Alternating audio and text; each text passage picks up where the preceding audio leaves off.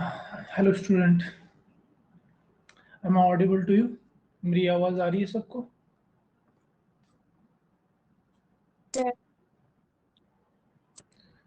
Okay, तो let other people join. सारे wait करते हैं 1 मिनट, उसके बाद हम स्टार्ट करेंगे, ठीक है? तो आई थिंक आज आपको पता होगा कि कौन सा सब्जेक्ट स्टार्ट होने वाला है। इट्स सर्वेइंग, या फिर आप इसको जियोमेट्रिक इंजीनियरिंग के नाम से भी जानते हो, ठीक है? तो पहले हम सिलेबस देखेंगे, क्या क्या सिलेबस कवरेज रहेगा हमारा, और उसके बाद हम आगे स्टार्ट करेंगे, ठीक है?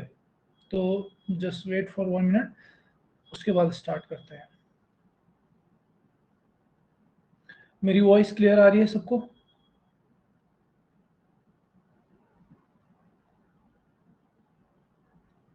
स्टूडेंट्स, मेरी वॉइस क्लियर आ रही है सबको? हाँ सर, क्लियर हो रहा है। Yes sir. ओके, तो चलो थोड़ा मैं अपने बारे में बता देता हूँ, उसके बाद हम स्टार्ट कर लेते हैं, ठीक है? तो मैं सोच रहा था कि कुछ और बच्चे आ जाते तो सही रहता। तो कौन सी लैंग्वेज में कंफर्टेबल रहोगे आप सब?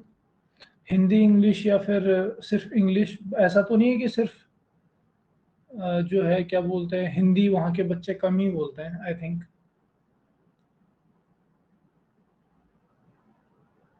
आप चैट बॉक्स में भी मैसेज कर, आई थिंक यहाँ पे सर, इंटरेक्शन। हिंदी में होने से भी चलेगा।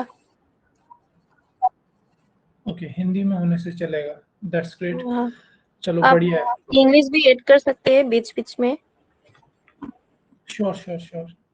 ओके, हाँ तो चलो मैं थोड़ा बहुत अपने बारे में बता देता हूँ। My name is Rakesh Verma and I am from Uttarakhand. मैं उत्तराखंड से हूँ। उत्तराखंड में एक जगह है देहरादून। आई होप तुमने सुना होगा शायद देहरादून के बारे में कभी। तो सुना है लोगों ने देहरादून के बारे में? उत्तराखंड में हाँ देहरादून सुना सर, है सुना किसी? है। हाँ ओके, सर। तो बिल्कुल ये भी एक बोल सकते हैं हिली रीजन है पूरा आपका। नॉर्थ ईस्ट के साइड भी पूरा हिली रीजन है। और नॉर्थ ईस्ट मेरे लिए इसलिए अच्छा है क्योंकि मेरा एमटेक वहाँ से हुआ है। आपने एनआईटी सिलचर सुना होगा। एनआईटी सिलचर से मैंने एमटेक किया है 2020 में। तो अभी अराउंड, आई थिंक मुझे टीचिंग एक्सपीरियंस ओवरऑल बोले तो 4 ईयर से ऊपर का टीचिंग एक्सपीरियंस है। मैं यहाँ पे बहुत सारे बड़े इंस्टीट्यूट में पढ़ा है मैंने पहले। चंडीगढ़ का एक इंस्टीट्यूट है, इंजीनियर्स करियर ग्रुप। आप सर्च करोगे तो चंडीगढ़ का one of the best institute है वो, स्पेशली एईजेई के लिए और गेट और आईईएस, ठीक है?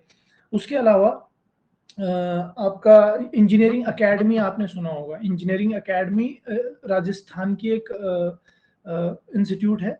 और उसका मेनली जो इंस्टीट्यूट्स हैं वो सारे एईजेई से रिलेटेड है। तो पहले मैं एईजेई में पढ़ाता था, अभी गेट आईईएस और एईजेई सब में पढ़ाता हूँ, ठीक है?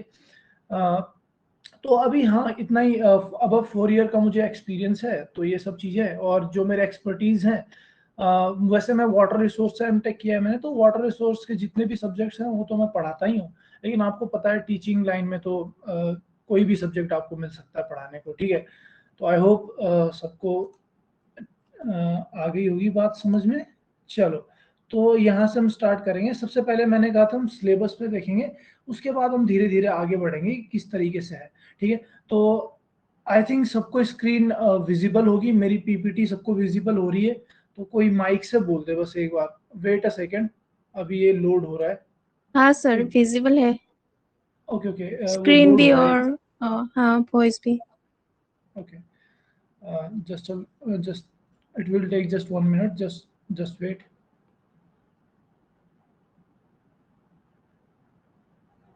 ओके, तो काफ़ी अच्छा फील हो रहा है मुझे दोबारा से कि मैं नॉर्थ ईस्ट के बच्चों को दोबारा से पढ़ा रहा हूँ, ठीक है? मेरे काफ़ी फ्रेंड हैं, आपका आसाम से भी हैं, कुछ लोग नागालैंड से भी हैं, कुछ लोग आपका मणिपुर से भी हैं। और अच्छी बात यह है कि मेरे फादर जो थे वो फर्स्ट नागा रेजिमेंट में थे, आर्मी में। तो फर्स्ट नागा रेजिमेंट जो है पूरा रेजिमेंट है, वो पूरा नॉर्थ ईस्ट का रेजिमेंट है, ठीक है? तो मैं बचपन में जब उनके साथ था तो मेरे काफ़ी फ्रेंड्स थे नॉर्थ ईस्ट से। तो नॉर्थ ईस्ट सेम ही है पूरा, ऐसा कुछ अलग है नहीं।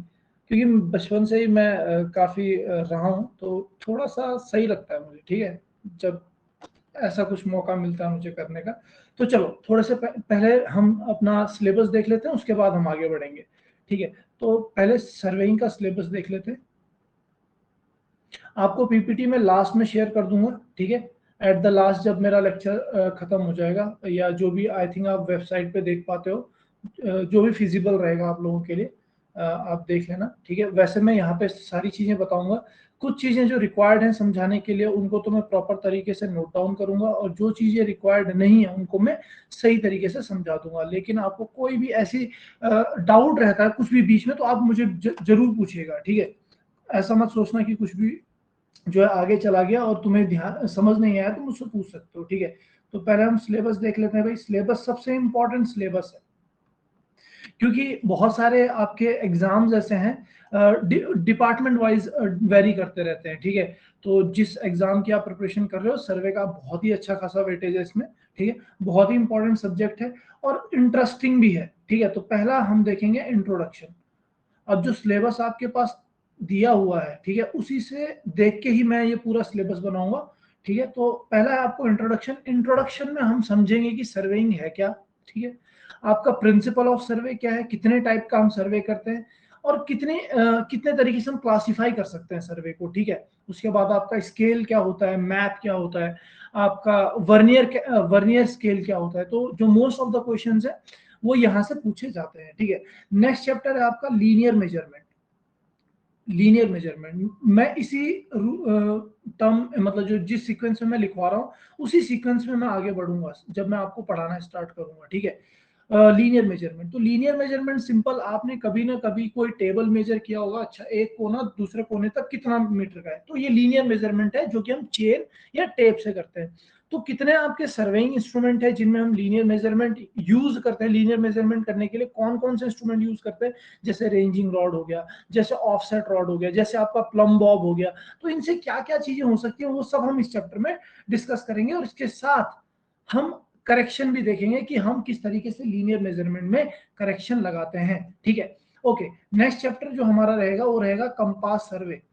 अब कंपास सर्वे में क्या है, इसमें हम हॉरिजॉन्टल एंगल मेजर करते हैं, और वो किससे मेजर करते हैं, कंपास से। कंपास दो टाइप का होता है, एक होता है सर्वेयर कंपास, एक होता है प्रिज्मेटिक कंपास। तो सर्वेयर कंपास से क्या मेजरमेंट होंगी, प्रिज्मेटिक कंपास से कौन सी मेजरमेंट हम करेंगे, मैग्नेटिक डिक्लिनेशन क्या होता है, आपका डिप क्या होता है, ये सब चीजें हम इस चैप्टर में देखने वाले हैं। फोर्थ चैप्टर रहेगा आपका ट्रैवर्सिंग। फोर्थ चैप्टर रहेगा आपका traversing, just give me a second. Fourth chapter रहेगा आपका ट्रैवर्सिंग। तो ट्रैवर्सिंग करने के लिए जनरली जब भी हम क्या करते हैं, आपका कंपास सर्वे और लीनियर मेजरमेंट को साथ में करते हैं तो आपका ट्रैवर्स फॉर्म होता है, और उसे हम उस पर्टिकुलर ऑपरेशन को हम ट्रैवर्सिंग बोल देते हैं, ठीक है। इसमें भी काफी चीजें इंपॉर्टेंट है आपके लिए, जैसे कि आपका क्या बोलते हैं लैटिट्यूड डिपार्चर क्या होता है, आपका एरर क्या होती है इसमें, ट्रैवर्सिंग में कौन कौन सी एरर होती है जिसको हम क्लोजिंग एरर बोलते हैं, वो हम यहाँ पे देखेंगे। नेक्स्ट आएगा आपका levelling. Levelling and contouring, and contouring, ठीक है। तो लेवलिंग क्या है, अब देखो अगर मेजरमेंट करते हैं हम तो नॉर्थ ईस्ट देखो तो मीन सी लेवल से काफी ऊपर है। अभी मीन सी लेवल क्या है वो हम अभी मैं डिस्कस करूंगा, क्लियर कर दूंगा, उसके बाद हम सर्वेइंग की स्टार्ट करेंगे, ठीक है। तो उसमें हम ये सारा देखेंगे। लेवलिंग मतलब मीन सी लेवल से, यानी सिंपल लेवलिंग मतलब कि भाई एक जैसे मान लो नागालैंड है, मणिपुर है, और फिर कोई दूसरा जैसे आसाम है, तो आसाम हो सकता है शायद ज्यादा हाइट पे हो, तो कितनी हाइट पे हो वो मेजरमेंट करते हैं हम। वो मेजरमेंट जो हम करते हैं वो होता है डंपी लेवल से, और उसमें हम बताते हैं लेवल्स, मतलब इस जगह का लेवल इतना है, उस जगह का लेवल इतना है, अगली वाली जगह का लेवल उससे ऊपर है।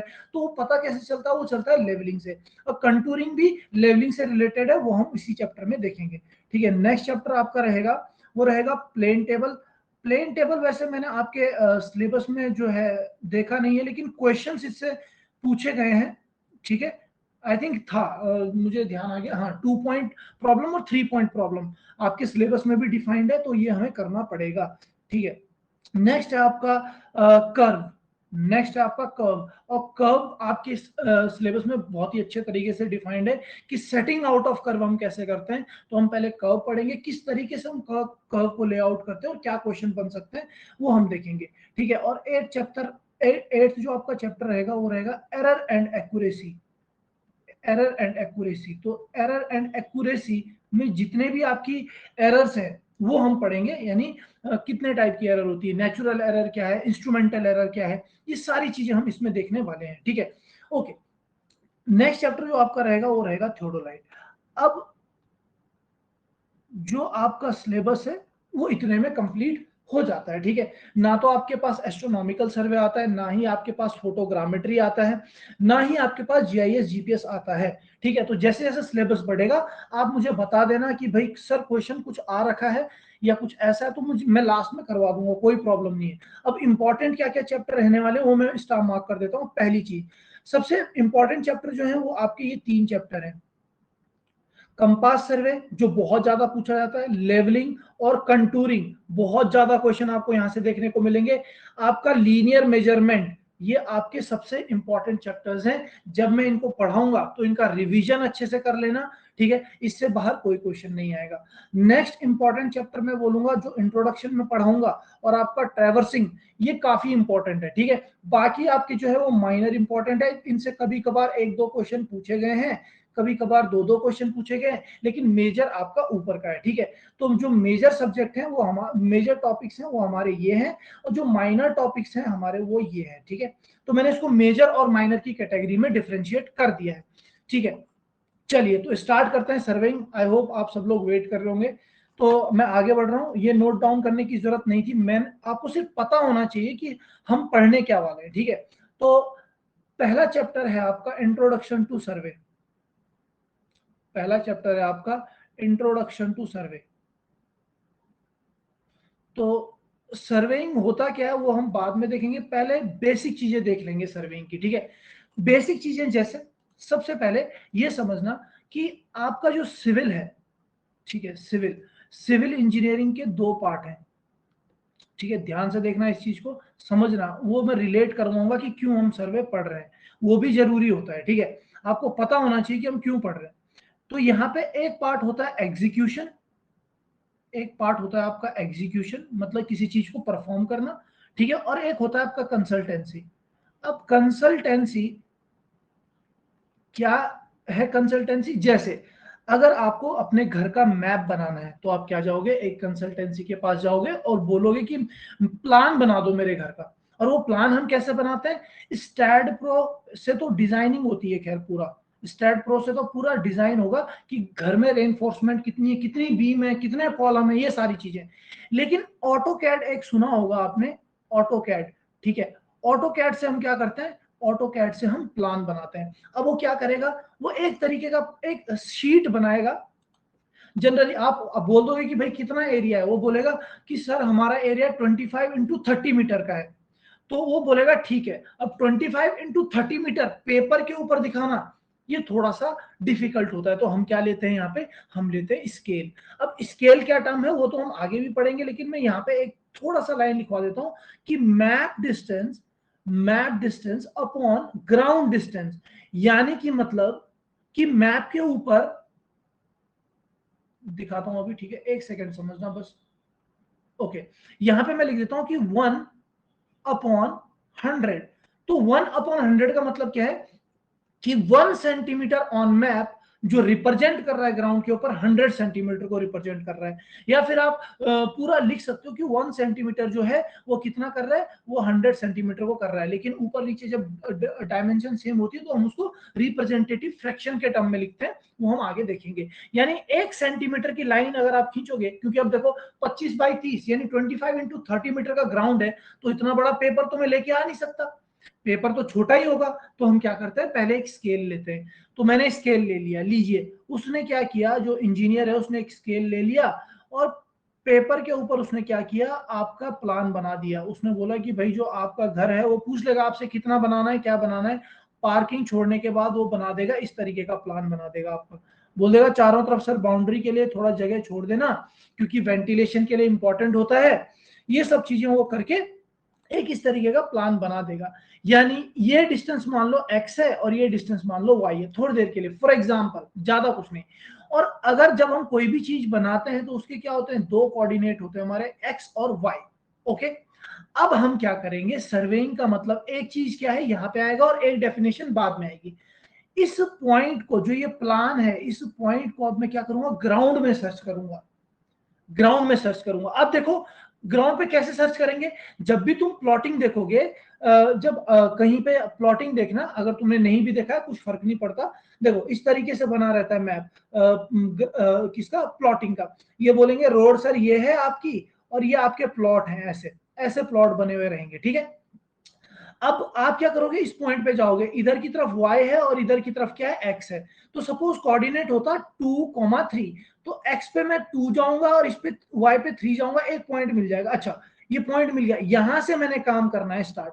तो आप क्या करोगे, जैसे ही ये पॉइंट आपको मिल जाएगा, हमें क्या, x और y, लॉन्गिट्यूड और लैटिट्यूड पता रहेगा। अब ये जो चार्ट के ऊपर जो पॉइंट है, ये मैंने ग्राउंड के ऊपर सर्च करना है, और जैसे ही मैं इसे ग्राउंड के ऊपर सर्च कर दूंगा, अब मैंने क्या करना है, अब मैंने ये लाइन को ड्रॉ कर देना है। तो अब ये x सेंटीमीटर की लाइन है, मल्टीप्लाई कितना करूंगा, 100 से मल्टीप्लाई करूंगा और ग्राउंड के ऊपर मैं इस लाइन को ड्रॉ कर दूंगा। फिर उसी की हेल्प से हम ये बाकी लाइंस भी ड्रॉ कर देंगे। और मैंने क्या किया, यहाँ पे कोई पॉइंट था मेरे मैप के ऊपर, उसको मैंने ग्राउंड के ऊपर लोकेट किया है। तो ये भी आपका एक टाइप का सर्वे है। जब मैं किसी पॉइंट को मैप से उठा के ग्राउंड पे लोकेट करता हूं, इसको सर्वे बोला जाता है, ठीक है। तो पहला डेफिनेशन तो हमको मिल गया भाई। पहला डेफिनेशन है एनी पॉइंट फ्रॉम मैप, जो भी हमको एनी पॉइंट फ्रॉम मैप जो आपको ऑब्टेन हुआ है, जब हम उसे क्या करेंगे, किसी ग्राउंड के ऊपर जाके लोकेट करेंगे, whenever we'll go to the ground, और तब हम उसको क्या करेंगे, लोकेट करेंगे, उसे क्या बोलेंगे, आपका सर्वे बोलेंगे। एक डेफिनेशन तो ये है, ठीक है। और ये एग्जाम में कई बार पूछी गई है, और ये पॉइंट सेम पॉइंट को लोकेट करेगा पी एक्स वाई, ठीक है। और वाई को भी हम कैसे लेंगे, क्योंकि मैंने मैप डिस्टेंस क्या ली थी, 1 सेंटीमीटर मैप के ऊपर रिप्रेजेंट कर रहा है 100 सेंटीमीटर ग्राउंड के ऊपर। तो जितना भी ये होगा मैं क्या कर दूंगा, 100 से मल्टीप्लाई कर दूंगा। तो इस तरीके से मैं सारी डिस्टेंस निकाल दूंगा। तो यही तो हमने सर्वे कर दिया यहाँ पे, जब मैंने मैप के ऊपर से कोई पॉइंट ग्राउंड के ऊपर लोकेट कर दिया है। ये भी आपका एक सर्वे है। अब इसके आगे बहुत सारी चीजें आ जाती हैं। अब क्या करोगे, आप फाउंडेशन खोदोगे तो वो आपका सॉइल इंजीनियरिंग में आ जाता है। फाउंडेशन के बाद आप पूरी फाउंडेशन ले करोगे, वो भी आप फाउंडेशन में पढ़ते हो। फिर आपका जब आप फुटिंग कंस्ट्रक्ट करते हो तो आरसीसी का पार्ट हो जाएगा। फुटिंग, उसमें सरिया, कंक्रीट, ये सब डालोगे तो वो आरसीसी का पार्ट हो जाएगा। फिर पूरा घर बनाओगे, वो पूरा आरसीसी का पार्ट हो जाएगा। और जो मटेरियल यूज करोगे उसकी टेस्टिंग देखोगे, वो बिल्डिंग कंस्ट्रक्शन मटेरियल हो जाएगा। और अगर आप उसमें पाइपलाइन फिट करोगे, किधर से पाइपलाइन आनी चाहिए और किधर से आपका सिविल लाइन होना चाहिए, वो फिर एनवायरमेंट हो गया। तो हर एक चीज रिलेटेड है, हर एक चीज रिलेटेड है। पर सबसे पहले, अब इससे पहले क्या होता है, इससे पहले एस्टिमेशन होता है। जब हम किसी घर को बनाते हैं तो पहले हम एक रफ एस्टिमेट बनाते हैं। इतना बाई इतने का एरिया है, तो आपने सुना होगा कि भाई इतना स्क्वायर फीट जो है, हम जो चार्ज करते हैं 1000 रुपीज स्क्वायर फीट के हिसाब से चार्ज करते हैं। तो जितना स्क्वायर फीट आपका एरिया होगा उतना वो बता देगा रफ एस्टिमेट कि हाँ इतना खर्चा लगेगा आपका घर बनाने में। तो वो कॉस्ट एंड एस्टिमेशन में आ जाता है। तो ये सारी चीजें रिलेटेड है एक दूसरे से। तो सिंपल सी बात है, कोई भी प्लान से रिलेटेड कोई पॉइंट हो और वो अगर मैंने ग्राउंड पे लिया है तो वो सर्वे है, या कोई पॉइंट जो ग्राउंड से मैंने मैप के ऊपर डालूंगा वो भी आपका सर्वे होगा। तो ये तो एक बेसिक डेफिनेशन हो गई, ठीक है। अभी सिर्फ बेसिक चीज चल रही है, बस सुनते रहना। जब मैं लिखवाना शुरू करूंगा तब मैं आपसे पूछूंगा कि चलो ठीक है, अब फिर हम बाद में डिस्कस कर लेंगे, ठीक है। अभी सिर्फ बेसिक बन रहा है, ठीक है। एक तो ये पॉइंट हो गया कि सर्वे क्या है। अब समझना, कभी भी तुमने जो है कोई टेबल जरूर मेजर किया होगा, ठीक है। तो टेबल को हम क्या करते हैं, जैसे ये टेबल है आपका, ठीक है, ये टेबल है। आप क्या करते हो, इस पॉइंट से स्केल उठाते हो और ऐसे मेजर करने लग जाते हो। 0 1 2 3 4 5 6। सर ये 6 मीटर लंबा जो है आपका टेबल है, मीटर में है ये स्केल। आप बोलोगे 6 मीटर लंबा है ये टेबल। लेकिन एक बात ध्यान रखो, आपने क्या किया, यहाँ पे इस कोने को, इस कोने से 0 रखा है। जरूरी है क्या मैं उस कोने से 0 रख सकता हूं? नहीं। मैं चाहता तो मैं स्केल यहां से रख देता, मैं चाहता तो स्केल यहां से रख देता। तो जब भी हम कोई भी मेजरमेंट करते हैं ना, तो मेरे को एक स्टार्टिंग पॉइंट चाहिए होता है, और उस स्टार्टिंग पॉइंट यानी जिसके रेफरेंस में मैं काम करूंगा, जब मैंने टेबल के ऊपर स्केल रखा तो मैंने रेफरेंस 0 मान लिया। मैं क्या स्केल को ऐसे ही रख सकता हूं? मैं तो टेबल पे स्केल को ऐसे भी रख सकता था, यहाँ पे 2 मीटर था, 2 मीटर के आगे पड़ता, लेकिन मैंने खुद, हम क्या करते हैं हमेशा जब भी मेजरमेंट करते हैं तो बहुत सिंपलेस्ट वे में करते हैं, और उस सिंपलेस्ट वे में हम क्या करते हैं, एक पॉइंट लेते हैं जो जिसको हम रेफरेंस मानते हैं हमेशा, और उस रेफरेंस पॉइंट को बोला जाता है डेटम। ये बहुत इंपॉर्टेंट चीज है, पूरे सर्वेइंग में डेटम का यूज बहुत होगा। यानी किसी भी पॉइंट को अगर मैं रेफरेंस मानना हूं तो उस पॉइंट को हम बोलते हैं डेटम। यानी जब आप अपनी घर की बिल्डिंग मेजर करोगे कि मेरे घर की बिल्डिंग की हाइट कितनी है, तो मैं क्या करूंगा, बॉटम पे ही जाऊंगा, बॉटम पे जाऊंगा, वहां से मेजर करूंगा और 0 मान के मेजर करूंगा कि नीचे 0 है, इसके ऊपर बताओ कितनी है। तो अगर 2 फ्लोर की बिल्डिंग होगी, जनरली एक फ्लोर 3 मीटर का होता है, 2 फ्लोर की तो 6 मीटर हो जाएगा। तो जरूरी था क्या ऐसा कि मैं यहीं पे मेजर, ऐसे ही मेजर करूं, इसी को डेटम मानूं? मैं चाहता तो इसको भी डेटम मान सकता था, पहले फ्लोर के छत से जाता, ऊपर मेजर करता, फिर नीचे मेजर करता, पर ऐसे में आपका सर्वे जो है वो टफ हो जाता है। तो हम क्या करते हैं, एक ऐसा पॉइंट मानते हैं जहां से मेरे को सर्वे करने के लिए आसान हो जाए, और इस पॉइंट को हम डेटम बोलते हैं। ठीक है, इतना तुम्हें समझ में आ गया कि डेटम क्या है। ठीक है, डेटम क्या है ये हमको समझ में आ गया, और रेफरेंस पॉइंट क्या है वो सेम चीज है। यानी कभी भी मुझे मेजरमेंट करनी है तो मुझे एक रेफरेंस पॉइंट चाहिए ही चाहिए। ठीक है, अब आते हैं सर्वेइंग में कि इसका एप्लीकेशन यहाँ पे क्या है। तो समझना इस बात को, ये है आपकी अर्थ। अभी सिर्फ बेसिक बन रहा है, कोई भी डाउट रहेगा मुझसे पूछ लेना। अभी जब तक आपका बेसिक कंसेप्ट नहीं बनेंगे तब तक आगे पढ़ा के कोई फायदा नहीं है। मैं चाहूं तो डायरेक्ट पढ़ा सकता हूं, लेकिन इसमें से क्वेश्चन रहेंगे, और आपको देखने को मिलेगा कि क्या क्वेश्चन रहेंगे जब आप पढ़ लोगे उसके बाद। ठीक है, तो ये अर्थ है, आई थिंक गोल बन ही गया है ऑलमोस्ट। ठीक है, तो ये हमारी अर्थ है। अब अर्थ का क्या होगा, एक सेंटर पॉइंट होगा भाई, बिल्कुल होता है। ठीक है, अर्थ का सेंटर पॉइंट है। अब ध्यान से समझना, अगर मैं कोई हिली एरिया ऐसे, ठीक है, और इधर भी कोई हिली एरिया ऐसा, और एक छोटा सा हिल है यहाँ पे, और आपने देखा होगा वाटर, तो वाटर हमेशा कैसे रहता है, ऐसा रहता है। यहाँ पे भी क्या रहेगा, इसी लेवल पे रहेगा, और इधर इस पहाड़ के इधर देखो तो इधर भी इसी लेवल पे रहता है। यानी कि मतलब अर्थ सरफेस पे आप कहीं पे भी चले जाओ, पानी का लेवल सेम होगा। ठीक है, यानी सी पे जो पानी है, समुद्र यानी सी लेवल पे जो पानी है, उसका लेवल पूरे वर्ल्ड में सेम है, पूरी वर्ल्ड में। ठीक है, तो इसका लेवल बिल्कुल सेम है।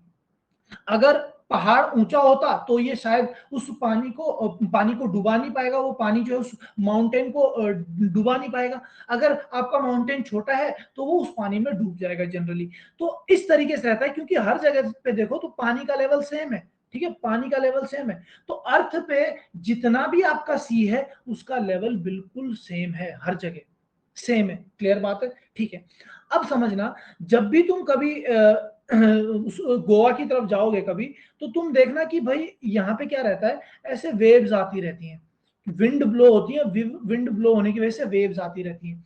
तो अब वेव्स आती हैं, ठीक है, ये तो मान लिया मैंने कि अब मान लो कि यहाँ पे कोई जो साइड पे यहाँ पे मान लो गोवा है, ठीक है, और गोवा से ऊपर कोई पॉइंट मान लो, ए पॉइंट मान लो कोई पहाड़ी पे है। ठीक है, अब मैंने क्या बोला, जब भी मैं सर्वे करूंगा मैं गोवा से ऊपर करूंगा, या बॉम्बे मान लो, ठीक है, बॉम्बे मान लेते हैं हम थोड़ी देर के, लिखना मत अभी कुछ भी, जो लिखने का है वो मैं बताऊंगा। ठीक है, बॉम्बे से ऊपर मैंने मेजरमेंट करनी है, तो जो भी आप मान लो कोई महाराष्ट्र से ऊपर क्या हो सकता है, बिहार है। ठीक है, तो बॉम्बे से हम क्या करेंगे, बिहार की हाइट कितनी है वो डिटरमाइन कर लेंगे। तो मैंने क्या कर दिया, यहाँ पे सी लेवल को रेफरेंस पॉइंट मान लिया। ठीक है, अब हम जनरली, तुमने देखा होगा कि कहीं पे ब्रिज लगा हुआ है और वो बोलता है कि मीन सी लेवल से इतनी हाइट है। अब सी लेवल तो समझ में आता है, पर मीन सी लेवल क्या है? तो मीन सी लेवल समझना, आपकी जो ये टाइडल वेव जाती हैं, ये टाइडल वेव इस तरीके से रहती है, तो बोलते हैं कि भाई एवरेज क्या लूं मैं अब? तो देखो यहाँ पे हाइट है H1, H2, H3, H4, tons of height आपको दिखेंगी। तो 19 ईयर्स की जो आपकी हाइट की वेव्स होती हैं, ठीक है, जो हाइट है, वेव्स की हाइट है, उसका हम क्या करते हैं, एवरेज करते हैं। जितनी भी 19 ईयर्स में आपकी वेव्स आई होंगी, सबकी हाइट हम मेजर करेंगे, और ये कौन करता है, सर्वे ऑफ इंडिया। H5, H6, ऐसे HN 19 ईयर्स में जितनी भी टाइडल वेव्स आई होंगी उसको डिवाइड कर देंगे n से, और वो बन जाएगा आपका मीन सी लेवल। वो क्या बन जाएगा आपका मीन सी लेवल। यानी मीन सी लेवल क्या है, जो टाइडल वेव्स आती हैं 19 ईयर्स की टाइडल वेव्स, उनकी एवरेज हाइट है। क्या है, एवरेज हाइट। तो सी लेवल क्या है समझ गए, मीन सी लेवल क्या है वो भी हम समझ गए। ठीक है, तो मीन सी लेवल क्या है, 19 ईयर्स का टाइडल वेव का एवरेज है। तो अब हमारा मीन सी लेवल कहां पे है, तो हमारा जो मीन सी लेवल है भाई वो है बॉम्बे पोर्ट में, और ये क्वेश्चन पूछा जाता है आपका। ठीक है, कि इंडिया का मीन सी लेवल कहां है। तो ये देखो, ये बना दिया मैंने मीन सी लेवल, क्योंकि पानी का लेवल पूरे वर्ल्ड में सेम होगा। ठीक है, आप कहीं भी चले जाओ। ठीक है ओके, तो इसको मैंने नाम क्या दिया, मैंने इसको बोला मीन सी लेवल। ठीक है, इसको बोला मैंने mean sea level. Okay okay, अब मैं जो भी मेजरमेंट करूंगा, सपोज मैं यहाँ पे ग्लोब पे आता हूं, और ग्लोब पे यहाँ पे कहीं पे आसाम है मान लो, ऊपर आसाम। ठीक है, तो अब मैं क्या करूंगा, आसाम के बेस में कोई अब मैं कैसे बोलूं, आसाम नहीं, कोई पर्टिकुलर जगह का नाम बोलता हूँ। पर्टिकुलर जगह पे हाई पॉइंट पे कौन है आपका, अरुणाचल प्रदेश होगा। ठीक है, अरुणाचल प्रदेश आपका हाइट पे है। नीचे यहाँ मीन सी लेवल से मैंने हाइट मेजर की गुवाहाटी तक की, मान लो गुवाहाटी तक की मैंने हाइट मेजर कर दी, ये है H1। तो मैं बोलूंगा कि आपका जो, और ये पॉइंट हम पता है कहां पे लोकेट करते हैं, जो पूरी सिटी का सेंटर पॉइंट होता है। जैसे या तो किसी पोस्ट ऑफिस पे लोकेट करते हैं, पहले जो हम मीन सी लेवल के जो हाइट वाले पॉइंट है वो पोस्ट ऑफिस पे लोकेट किया करते थे। अभी हम ब्रिज पे भी करते हैं, अभी हम रेलवे स्टेशन पे भी करते हैं। कभी रेलवे स्टेशन में जाना, वहां पे दिखेगा कि मीन सी लेवल से इतनी हाइट पे है ये। तो मीन सी लेवल क्या है, वो है बॉम्बे पोर्ट। बॉम्बे से अगर मैं वर्टिकल कोई स्टैंड खड़ा कर दूं, वर्टिकली कोई स्केल खड़ा कर दूं, तो इतने मीटर की हाइट पे आपका क्या है, वो पर्टिकुलर रेलवे स्टेशन है। तो H1 हाइट हो गई। ठीक है, अब मैं बार बार, अगर मुझे अरुणाचल प्रदेश की हाइट बतानी है, अब मैं बार बार थोड़े ही जाऊंगा नीचे बॉम्बे पे, और बॉम्बे से काम करते करते ऊपर आऊंगा। मैं क्या करूंगा, पहले ही पूरे कंट्री में हर एक जगह पे कंट्रोल पॉइंट बता दूंगा। कंट्रोल पॉइंट ये है आपका, जैसे मैं गुवाहाटी को एक कंट्रोल पॉइंट मान लेता हूं। ठीक है, वैसे ही मैं सिलचर में एक कंट्रोल पॉइंट मान लूंगा, तो नागालैंड में किसी एक सिटी में कंट्रोल पॉइंट बना दूंगा। अब जब मैंने क्या किया, गुवाहाटी में कंट्रोल पॉइंट बना दिया, अब सिलचर की हाइट कितनी है, तो मैं गुवाहाटी से करूंगा सर्वे अब सिर्फ, ताकि मेरे को बार बार बॉम्बे पोर्ट ना जाना पड़े। तो ये कौन करता है, ये करता है सर्वे of India. Survey of India ने बॉम्बे पोर्ट से पूरे जगह पे, पूरे इंडिया में हर जगह कंट्रोल पॉइंट बता रखे, और उस कंट्रोल पॉइंट को रेफरेंस मान के आप क्या करते हो, काम ऊपर करते हो। तो जो डेटम बना है आपका, देखो मीन सी लेवल, ये भी एक रेफरेंस है। ये तो हमारा क्या है, सर्वे का सबसे बड़ा रेफरेंस है। लेकिन अगर मैं किसी और जगह पे बताता हूं तो वो कंट्रोल पॉइंट है। अब बेंचमार्क अलग चीज होती है। ठीक है, बेंचमार्क में हमेशा एल्टीट्यूड होता है, एलिवेशन होता है, वर्टिकल हाइट होती है। कंट्रोल पॉइंट में आपका XYZ, लॉन्गिट्यूड, लेटीट्यूड, अल्टीट्यूड, तीनों चीजें होती हैं। तो अगर मैं यहां से गया, मान लो ये गुवाहाटी था, गुवाहाटी से मैं गया इधर कोई शहर मान लो नागालैंड की तरफ गया, तो हम बोलते हैं कि भाई ये इतना किलोमीटर दूर है, 300 किलोमीटर दूर है। और अगर मैं इधर चला गया, मणिपुर की साइड चला गया गुवाहाटी से, तो बोल देते हैं कि ये आपका 350 किलोमीटर दूर है। तो ये कैसे बोला हमने, क्योंकि मैंने वहां पे कंट्रोल पॉइंट बना रखा है, और उसको रेफरेंस मान के ही मैंने क्या किया है, हॉरिजॉन्टल डिस्टेंस भी मैं बता सकता हूँ, वर्टिकल डिस्टेंस भी मैं बता सकता हूँ। ठीक है, तो कौन है हमारा जो है आपका क्या बोलते हैं reference point, mean sea level है। ठीक है, तो इस तरीके से जो है चीजों को देखा जाता है।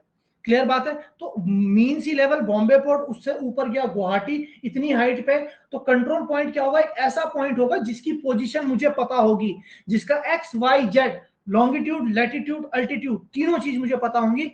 अब मुझे अल्टीट्यूड में जाना है, तो अल्टीट्यूड में सपोज कोई गुवाहाटी से और ऊपर कोई जगह है, तो मैं उसको गुवाहाटी से मेजर करूंगा। अगर मुझे हॉरिजॉन्टल डायरेक्शन में जाना है, तो मैं उस गुवाहाटी को रेफरेंस मानूंगा और उसके आगे जाऊंगा, अच्छा इतना किलोमीटर इधर है, इतना किलोमीटर इधर है। क्लियर बात है, इस तरीके से हम करते हैं। ठीक है, तो हम कुछ पॉइंट लिख देते हैं जो हमारे बहुत इंपॉर्टेंट पॉइंट है, इनको ध्यान रखना है आपने। ठीक है, तो मैं पॉइंट लिखने वाला हूं। अब सबसे पहले आता है मीन सी लेवल, सबसे पहले आता है आपका मीन सी लेवल, क्योंकि सबसे इंपॉर्टेंट तो यही है भाई। ठीक है, तो मीन सी लेवल को अच्छे से लिख लेंगे, ये सब लोग लिखेंगे और साथ में ही लिखेंगे। ठीक है तो ये क्या है, it is an average height, it is an average of 19 years tidal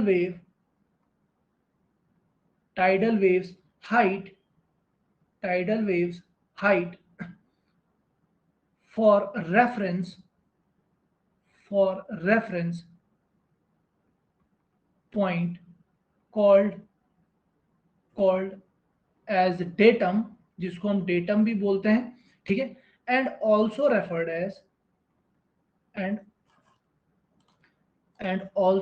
as MSL, हम इसको MSL भी बोलते हैं शॉर्ट में, ठीक है, शॉर्ट एब्रिविएशन है इसका, कोई वैसी बात नहीं, also referred as MSL, हम क्या बोलते हैं इसको, MSL भी बोलते हैं भाई, ठीक है। ओके, पहला पॉइंट तो ये है। दूसरा पॉइंट जो मैंने तुम्हें बताया वो बताया कंट्रोल पॉइंट। क्या बताया था? कंट्रोल पॉइंट, बहुत बार एग्जाम में पूछा गया है। कंट्रोल पॉइंट्स क्या है? ये वो पॉइंट होता है जिसकी पोजीशन मुझे ऑलरेडी पता है, और किसके रेफरेंस में मैंने इसको बताया है? मैंने बोला था बॉम्बे से मैंने गुवाहाटी मेजर किया है, तो मैंने उसको कंट्रोल पॉइंट बना दिया, वहां पे लॉन्गिट्यूड लैटिट्यूड सब कुछ पता है हमको, ठीक है। तो इसको लिख देता हूं, it is the point whose position जैसे x y z is already known, हमको क्या है, पहले ही पता है, जिसकी पॉइंट की पोजीशन हमें पहले ही पता है, उसे हम बोलते हैं कंट्रोल पॉइंट। और एक्स वाई जेड क्या रेफर कर रहा है यहाँ पे? तो नोट पॉइंट में हम लिख देंगे X Y Z referring, X comma Y comma Z referring longitude,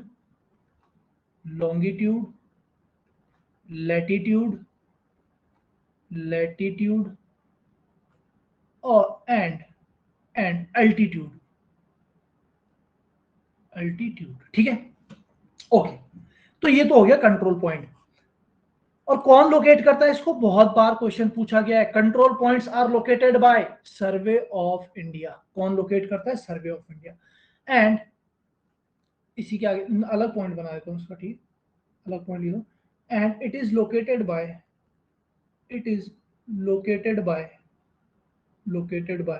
survey of India,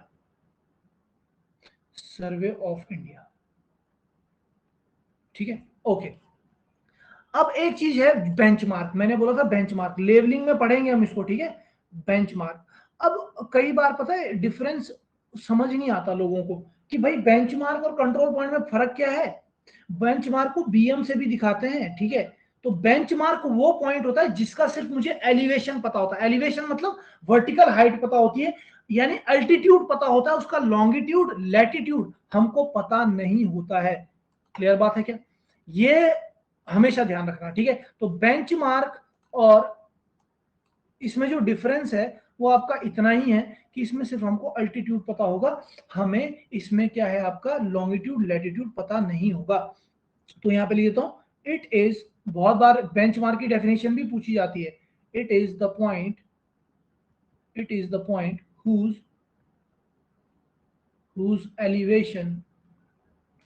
elevation यानी जेड यानी एल्टीट्यूड, मैं साफ साफ साइड पे लिख रहा हूं, एल्टीट्यूड इज नोन, ठीक है। और किसके रिस्पेक्ट में करते हैं? With respect to MSL, mean sea level के रिस्पेक्ट में बताते हैं। कंट्रोल पॉइंट भी मीन सी लेवल के रिस्पेक्ट में बताते हैं, ठीक है। तो ये हमारी बेसिक चीजें हो गई, 3 पॉइंट। अब मुझे एक चीज बताओ, यहां तक सबको क्लियर है? अगर क्लियर है तो जरा यस यस करके लिख दो कि तुम्हें मेरी बात समझ में आ चुकी है कि मीन सी लेवल क्या है, और हमारा कंट्रोल पॉइंट क्या है, और हमारा बेंचमार्क क्या है। क्लियर बात है सबको? ये 3 डेफिनेशन, इंपॉर्टेंट डेफिनेशन हमने पढ़ ली है। बस आप अब जब डाउट रहेगा तो माइक से बोल देना, और अगर समझ में आ गया तो बस यस यस लिख दो। और मैं सबसे चाहता हूं कि सब लोग लिखें, ठीक है, ठीक है, क्योंकि इतना एनर्जी अगर मैं लगा रहा हूं तो तुम्हें भी थोड़ा दिखाना पड़ेगा, ठीक है, वो 2 वे प्रोसेस है। क्लियर बात है? ठीक है, तो आई थिंक सबने लिख दिया है, सबको समझ में आ गया, बहुत अच्छी बात है। अब हम आगे बढ़ते हैं, ठीक है। तो नेक्स्ट जो चीज हम देखने वाले हैं, थोड़ा अर्थ के बारे में देखेंगे, और यहाँ से भी आपके क्वेश्चन रहते हैं अलग अलग एग्जाम में। और हाँ, एक चीज मैं बता देता हूँ, एक बुक का नाम लिख लो, यूथ कंपटीशन। यूथ कंपटीशन, अगर आप एई जेई की तैयारी कर रहे हो, यूथ कंपटीशन, उसमें एई का अलग आता है और जेई का अलग आता है। तो अगर आप एई की तैयारी कर रहे हो तो मैं लिख देता हूँ यूथ, आई थिंक आपको मिल जाएगा, कंपटीशन। अगर आपको, बिल्कुल मैं बोल रहा हूँ कि अगर आपने ये बुक लगा ली ना, आपका 60% पेपर इस बुक से होगा, मैं गारंटी दे रहा हूँ। ये इतना अच्छा बुक है और अभी इसको रेफर किया जा रहा है। गुप्ता एंड गुप्ता पहले रेफर की जाती थी, अब नहीं रेफर की जाती। यूथ कंपटीशन को आप लीजिए। जेई की तैयारी कर रहे हो तो उसका 4 सेट है, आई थिंक पता नहीं कितने का, मुझे इतना पता नहीं है, और एई का 2 सेट है सिर्फ, ठीक है। तो आप ले लेना, आपके काम आएगा, ठीक है। बहुत अच्छा बुक है, नंबर ऑफ क्वेश्चंस बहुत अच्छे हैं, और आपको हर टाइप का क्वेश्चन करने को मिलेगा। आपकी नॉलेज भी बढ़ेगी और आपको हर एक क्वेश्चन करने में आसानी भी होगी, ठीक है। तो अब अर्थ के बारे में देखते हैं भाई, ठीक है। तो अर्थ कैसा है हमारा, इस तरीके से है, और इसको हम क्या बोलते हैं, इसको बोलते हैं स्फीयर। क्या बोलते हैं, स्फीयर, यानी स्फेरिकल शेप है। और स्फेरिकल शेप को अगर मैं इधर से और इधर से दोनों तरफ से क्या कर दूं, कंप्रेस कर दूं, तो कैसा बन जाएगा, ऐसा बन जाएगा, अंडे के आकार का ऐसा। तो इसको क्या बोलते हैं, इसको बोलते हैं सर्वे में ऑब्लेट स्पेरोइड। और ये पूछा गया है कि अर्थ का शेप कैसा है, अर्थ का शेप कैसा है। तो अर्थ का जो शेप है वो है ऑब्लेट स्पेरोइड, ठीक है। जेई लेवल पे पूछा जाएगा, ए लेवल पे ये चीज शायद ही पूछी जाए, क्योंकि ए लेवल पे थोड़ा सा हम हायर चीजों को देखते हैं, ठीक है। ओके, तो क्या होगा आपका, इस तरीके का, इसको बोलते हैं ऑब्लेट स्पेरोइड, ऑब्लेट स्पेरोइड, ठीक है भाई। ओके, तो ये होता है हमारा शेप अर्थ का, क्लियर बात है। अब यहां पे देखो तो नॉर्थ पॉइंट है, यहां पे देखो तो साउथ पॉइंट है। नॉर्थ और साउथ को मिलाने वाली एक्सेस को, the line joining north and south axis, called as polar axis. इसको क्या बोलते हैं, पोलर एक्सिस बोलते हैं। और इसका डिस्टेंस कितना है, ये भी कभी कभार पूछा जाता है, 12,713.80 किलोमीटर, ठीक है। इतना आपका नॉर्थ से साउथ तक की डिस्टेंस है ये अर्थ के ऊपर, ठीक है। अब इधर क्या होता है आपका, इक्वेटोरियल, इक्वेटर होता है, इधर क्या होता है, इक्वेटर। और इक्वेटर को जो ज्वाइन करता है line, the line joining equator, called equatorial axis. इसे क्या बोलते हैं, इक्वेटोरियल एक्सिस, इसको हम बोलते हैं इक्वेटोरियल एक्सिस, ठीक है। और इसका जो डिस्टेंस होगा वो होगा 12,756.75 किलोमीटर, ठीक है। इतना डिस्टेंस होता है, ओके। अब कभी कभार पूछ लेता है कि जो ये इक्वेटोरियल एक्सिस है वो ज्यादा, अब देखो अंडे के आकार का है तो इक्वेटोरियल एक्सिस ज्यादा है, पोलर एक्सिस थोड़ी छोटी है, तो इसके बीच में कितना डिफरेंस होता है, ये पूछा जाता है आपका एग्जाम में, ठीक है। तो जरा मैं इसको लिख देता हूँ, डिफरेंस बिटवीन, आप माइनस कर देना, आपको वैल्यू मिल जाएगी, मैं डायरेक्ट वैल्यू लिखूंगा, difference between equatorial and polar axis is 42.95 kilometre. इतना डिफरेंस होता है दोनों एक्सिस के बीच में, ये कई बार पूछा जाता है, ठीक है। अब जियोलॉजी अगर आपके पास रहा होगा तो ये पॉइंट भी इंपॉर्टेंट है भाई, देख लो, रेडियस ऑफ अर्थ। अब रेडियस ऑफ अर्थ कितना लिया जाता है, तो रेडियस ऑफ अर्थ जो होता है आपका 6370 किलोमीटर है, ठीक है। ओके, अब बात आती है shape of earth. Shape of earth ये सर्वे के अकॉर्डिंग है, शेप ऑफ अर्थ ये होता है ऑब्लेट स्पेरोइड। क्या है, ऑब्लेट स्पेरोइड, ये ध्यान रखना है आपने, ये क्वेश्चन पूछा हुआ है, ऑब्लेट स्पेरोइड, स्पेरोइड, ठीक है। और मीन सी लेवल का क्वेश्चन अभी थोड़ी दिन पहले जो है, आई थिंक आपने यूपी पीएससी का पेपर देखा होगा, यूपी में एक पेपर हुआ था, उसमें पूछा गया था कि मीन सी लेवल जो हम लेते हैं वो कितने ईयर्स का एवरेज होता है, कितने ईयर्स के टाइडल वेव्स का एवरेज होता है। ठीक है, तो वो होता है 19 ईयर्स का। ये भी पूछा गया है जो मैंने पीछे आपको बताया। कंट्रोल पॉइंट भी पूछा जा चुका है कि व्हाट इज कंट्रोल पॉइंट। तो कंट्रोल पॉइंट वो होता है जिसकी पोजीशन हमें ऑलरेडी नोन होती है। तो स्टेटमेंट लिखा रहेगा और आप पहचान लोगे, कोई बड़ी बात नहीं है, ठीक है। Okay, next. अब एक चीज और, हाँ एक चीज और रह जाती है हमारी इसमें। देखो, भले ही अर्थ हमारी ऑब्लेट स्फेरॉइड है, बिल्कुल ये इस तरीके से है, लेकिन क्या हर जगह से हमारा सरफेस स्मूथ है? नहीं। हमारा सरफेस कैसा है? कहीं पे पहाड़ है, कहीं पे नीचे है, कहीं पे ऊपर है, इस तरीके से है ना। तो कैसा है हमारा अर्थ? ऐसा है, ऐसा है हमारा अर्थ बाहर से। तो अब इसको क्या बोलते हैं? तो इसको बोलते हैं जियोड। क्या बोलते हैं? जियोड, ठीक है। इसको मैं बता दूंगा अभी, इसको क्या बोलते हैं? जियोड, ठीक है। तो ऐसा है एक्चुअल में हमारा सरफेस, ठीक है। तो इसको क्या बोलते हैं? इसको बोलते हैं जियोड। ये भी पूछा जाता है भाई, ये भी पूछा गया है, ठीक है। इसको मैं लिख देता हूं geode.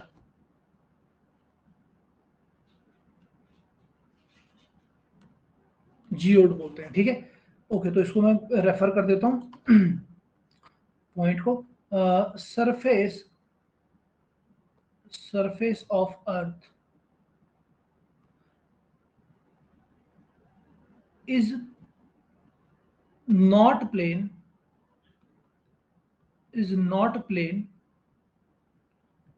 throughout, is not plane throughout, and लिख देना it is undulated, it is undulated, undulated मतलब ऊपर ऊपर नीचे उबड़ खाबड़ है, and referred as, and referred as geode, and referred as geoid. तो ये भाई हमने सर्वे के अकॉर्डिंग जो है जो जो चीजें हो सकती है वो हमने देख ली है। चलिए, अब इतना हमने बेसिक देख लिया है, अब हम और आगे चलते हैं। अब जो मैंने बोला था कि सर्वेइंग क्या है वो हम देखने वाले हैं। तो अभी तक हमने सिर्फ बेसिक देखा है, सर्वे तक हम पहुंचे नहीं। सर्वे से पहले क्या क्या चीजें हो सकती हैं वो हमने देख ली है सारी की सारी। अर्थ का शेप देख लिया जो पूछा जाएगा, अर्थ सरफेस का जो अंडुलेटेड है तो उसको क्या बोलते हैं? जियोड बोलते हैं। मीन सी लेवल क्या है वो देख लिया, कंट्रोल पॉइंट क्या होता है वो देख लिया। अब जाएंगे हम सर्वे पे, ठीक है।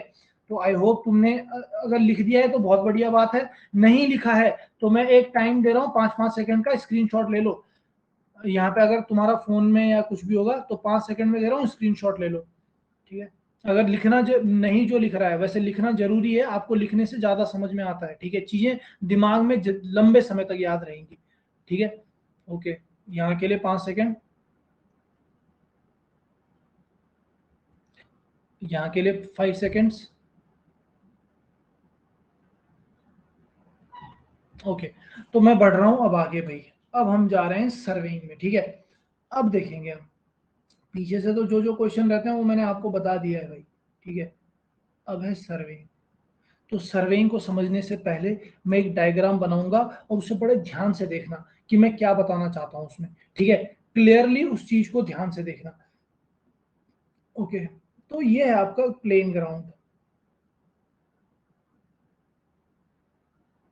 और अगर ये डायग्राम आपने दिमाग में बिठा लिया ना, कोई भी डेफिनेशन याद करनी हो उसका डायग्राम अपने दिमाग में बना लो एक बार। तो ये डायग्राम आपको बहुत हेल्प करेगा इस डेफिनेशन को याद करने में। तुमने, हम जनरली क्या कर देते हैं, रट लेते हैं चीजों को, तो रटना नहीं है, समझना है, ठीक है। ये आपका ग्राउंड है, ठीक है। अभी मैं क्या कर रहा हूं, मैं जो ये अर्थ वाला ये वाला पॉइंट है, इस पॉइंट को शो कर रहा हूं आपको। ये वाला पॉइंट, ये पर्टिकुलर इतना वाला रीजन, सिर्फ इतने वाली रीजन को मैं शो कर रहा हूं। तो अगर कोई चीज, देखो, अगर ये कर्व है और कर्व को मैं बिल्कुल पास पास से कट कर दूं तो यहाँ पे जो ये लाइन आप बाहर निकाल के देखोगे आपको प्लेन ही दिखेगी। समझ रहे हो बात? इसलिए मैं इसको प्लेन बना रहा हूं। तो कोई कर्वेचर नेचर का है जो कर्व्ड है, लेकिन मैं बहुत छोटे जगह पे उसको देखना चाह रहा हूं, तो वो क्या होगा? इस तरीके का होगा, ठीक है। और इसके अलावा नीचे क्या था? उसमें मीन सी लेवल था ना, नीचे क्या था? Mean sea level. तो ये कहाँ पे है आपका? ये आपका बॉम्बे पोर्ट में। वो भी हमको क्या दिया? दोनों कर्व लाइन है, लेकिन पास से कट करके देखूंगा तो दोनों मुझे सीधी लाइनें दिखेंगी। ये क्या है आपका? ये है आपका MSL। ओके, एक बात तो हमने ये देख ली। अब पहला एक पॉइंट है आपका, यहाँ पे समझते रहना, इस पूरा रिलेट हो जाएगा तुमको, ठीक है, हमेशा के लिए ध्यान रखोगे। ये ए पॉइंट है।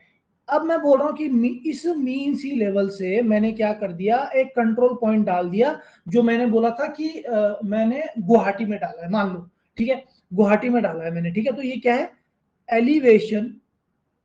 Elevation of CP from control point from MSL से मैंने कोई चीज डाल दी है, ये गुवाहाटी का कोई पॉइंट है, और यहाँ पे आपका शिलोंग स्टार्ट हो जा रहा है, पहाड़ी इलाका, ठीक है, ये शिलोंग है, ये इस जो ये पहाड़ है इसके ऊपर शिलोंग है, ठीक है। ओके, जहां से ये पहाड़ स्टार्ट हो रहा है बेस, यहाँ पे मैं एक पॉइंट ले लेता हूँ बी, क्लियर बात है, ठीक है। और एक मैं दूसरी ले लेता हूँ, सिलचर ले लेता हूँ, ठीक है, सिलचर है आपका सी, ठीक है, ये पॉइंट ले लिया मैंने। अब समझना इस बात को, यहां से डिफाइन होगी आपकी डेफिनेशन, समझना मैंने क्या किया, मीन सी लेवल के रिस्पेक्ट में ए पॉइंट को लोकेट कर दिया।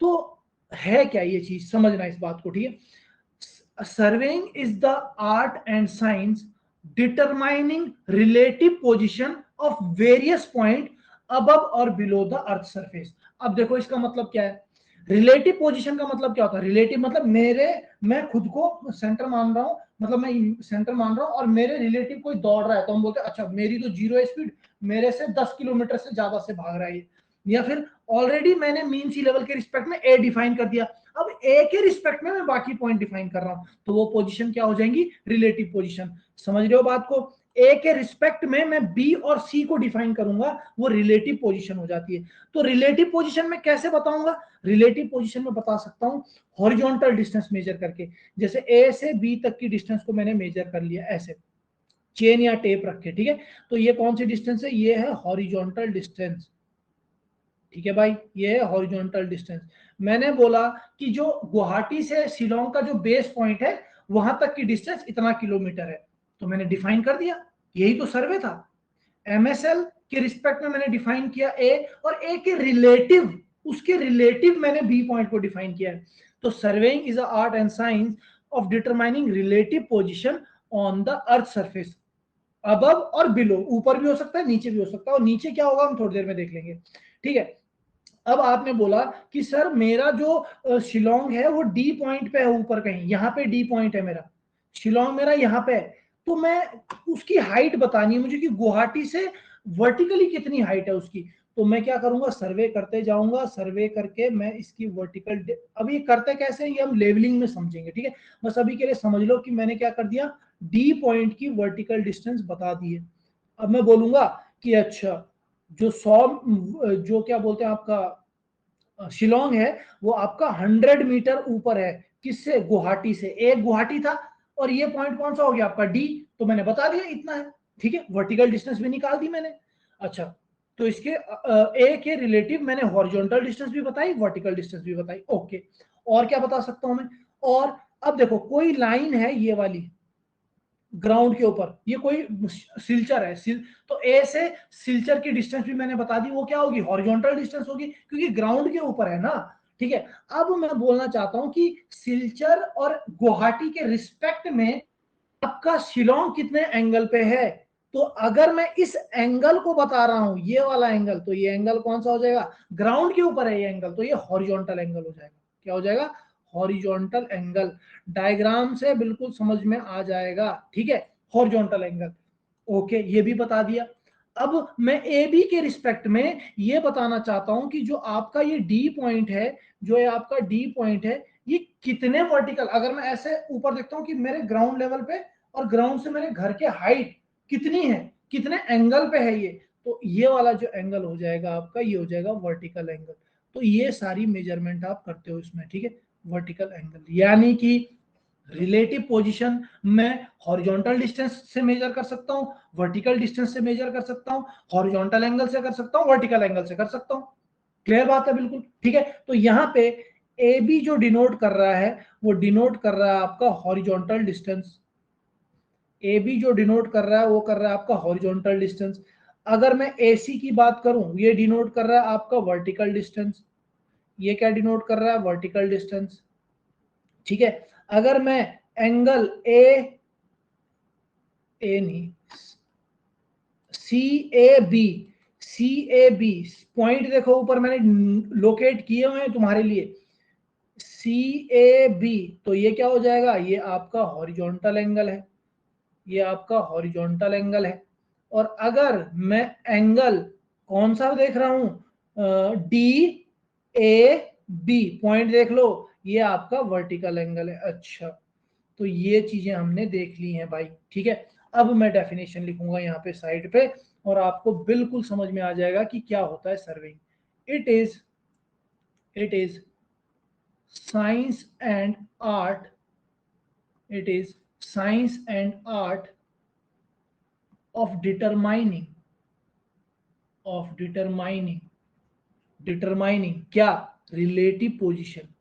कौन सी, रिलेटिव पोजीशन। रिलेटिव क्यों, क्योंकि ए के रिस्पेक्ट में बताया मैंने बाकी सब चीजों को। ऑफ वेरियस पॉइंट्स अब कुछ अबव थे, अब हो सकता है मीन सी लेवल के नीचे भी तो मैं जा सकता हूं। मरियाना ट्रेंच है, मरियाना ट्रेंच की डेप्थ कितनी है हमको पता है भाई, मरियाना ट्रेंच डीपेस्ट सी लेवल है आपका। अगर समुद्र में सबसे डीपेस्ट पॉइंट आपका मरियाना ट्रेंच है, तो उसकी डेप्थ भी तो नापी गई होगी, तो मीन सी लेवल से नीचे नापी गई है उसकी, तो नीचे भी नाप सकते हैं, ऊपर तो नाप ही सकते हैं, नीचे भी नाप सकते हैं, ठीक है। अबव और बिलो लिख देता हूं, अबव और बिलो द अर्थ सरफेस, ठीक है। ये तो हो गई इसकी डेफिनेशन। अब बात आती है कि भाई ये रिलेटिव पोजीशन जो हमने बताई है, ये क्या क्या मेजर करके बताई है। तो यहाँ पे तो हो गई कि डेफिनेशन, ये डेफिनेशन आपको दिखेगा, बोलेंगे कि व्हाट इज सर्वेइंग, और उसमें 4 स्टेटमेंट दे देंगे, बोलेंगे कौन सा स्टेटमेंट सही है। तो आपको पता होना चाहिए, जहां पे रिलेटिव पोजीशन लिखा हुआ है विद और लिखा अबव और बिलो, पहचान लेना एकदम से, ठीक है। नेक्स्ट, 10 रिलेटिव पोजीशन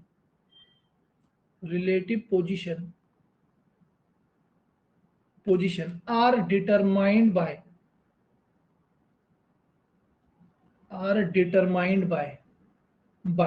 किस से डिटरमाइन करते हैं हम, आपके सामने बोला था मैंने, horizontal distance,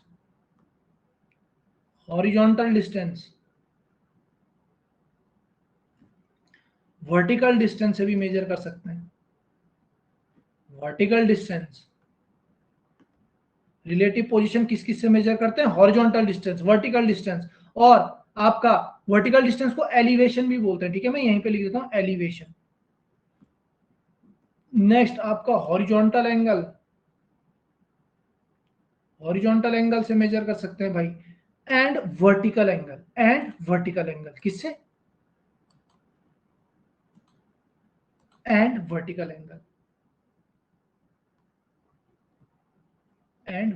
angle, okay. Vertical angle किससे, by using various surveying instrument, by using various surveying instrument.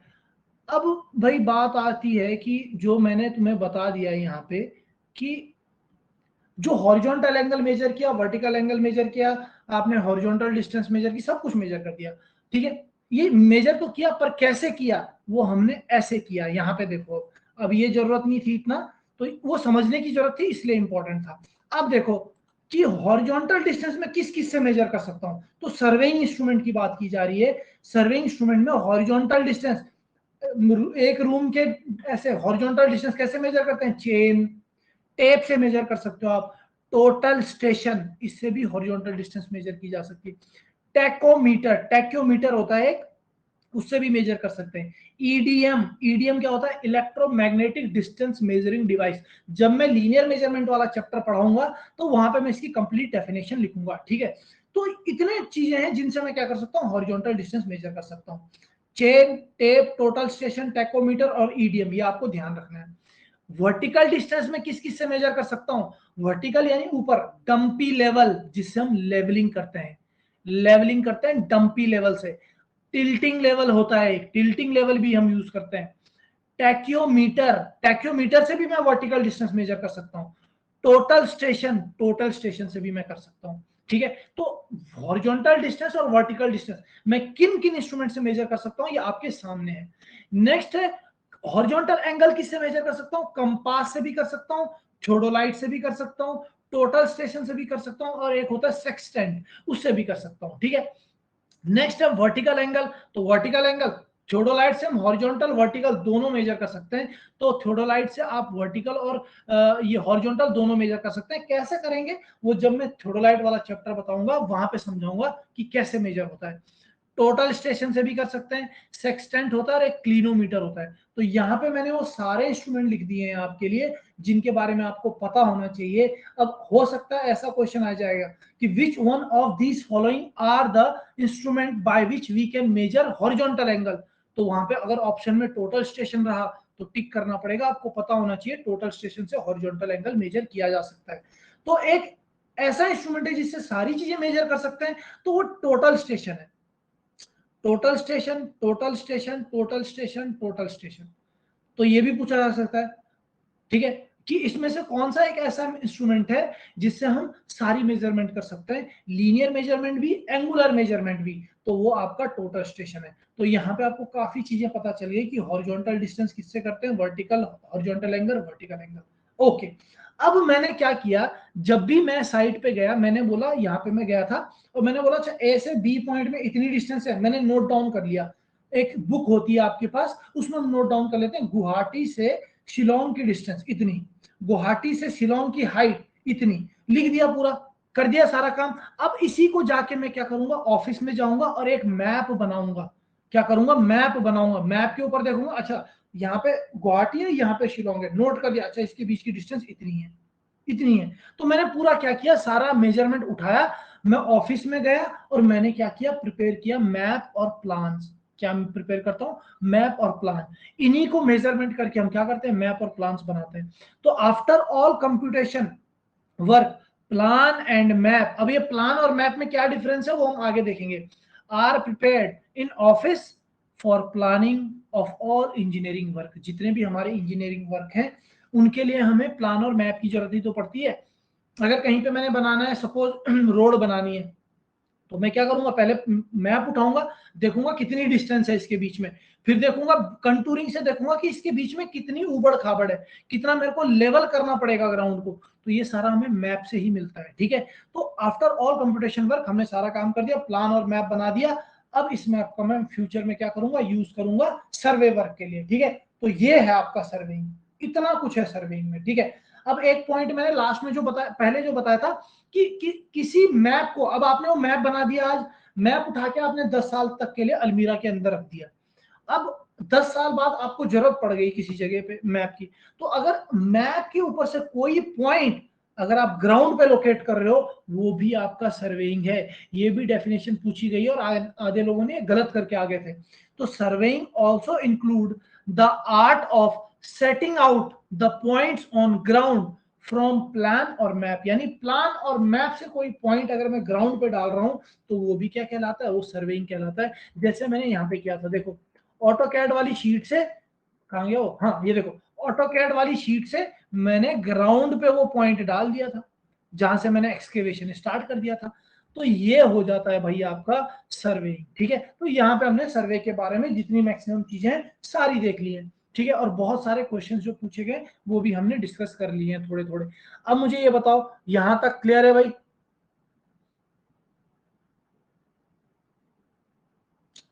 भाई अगर सबको क्लियर है तो यस यस लिख दो, क्लियर है ना सबको, अच्छा लग रहा है ना सबको, माइक से भी बोल सकते हो बच्चों, अच्छा लग रहा है ना सबको?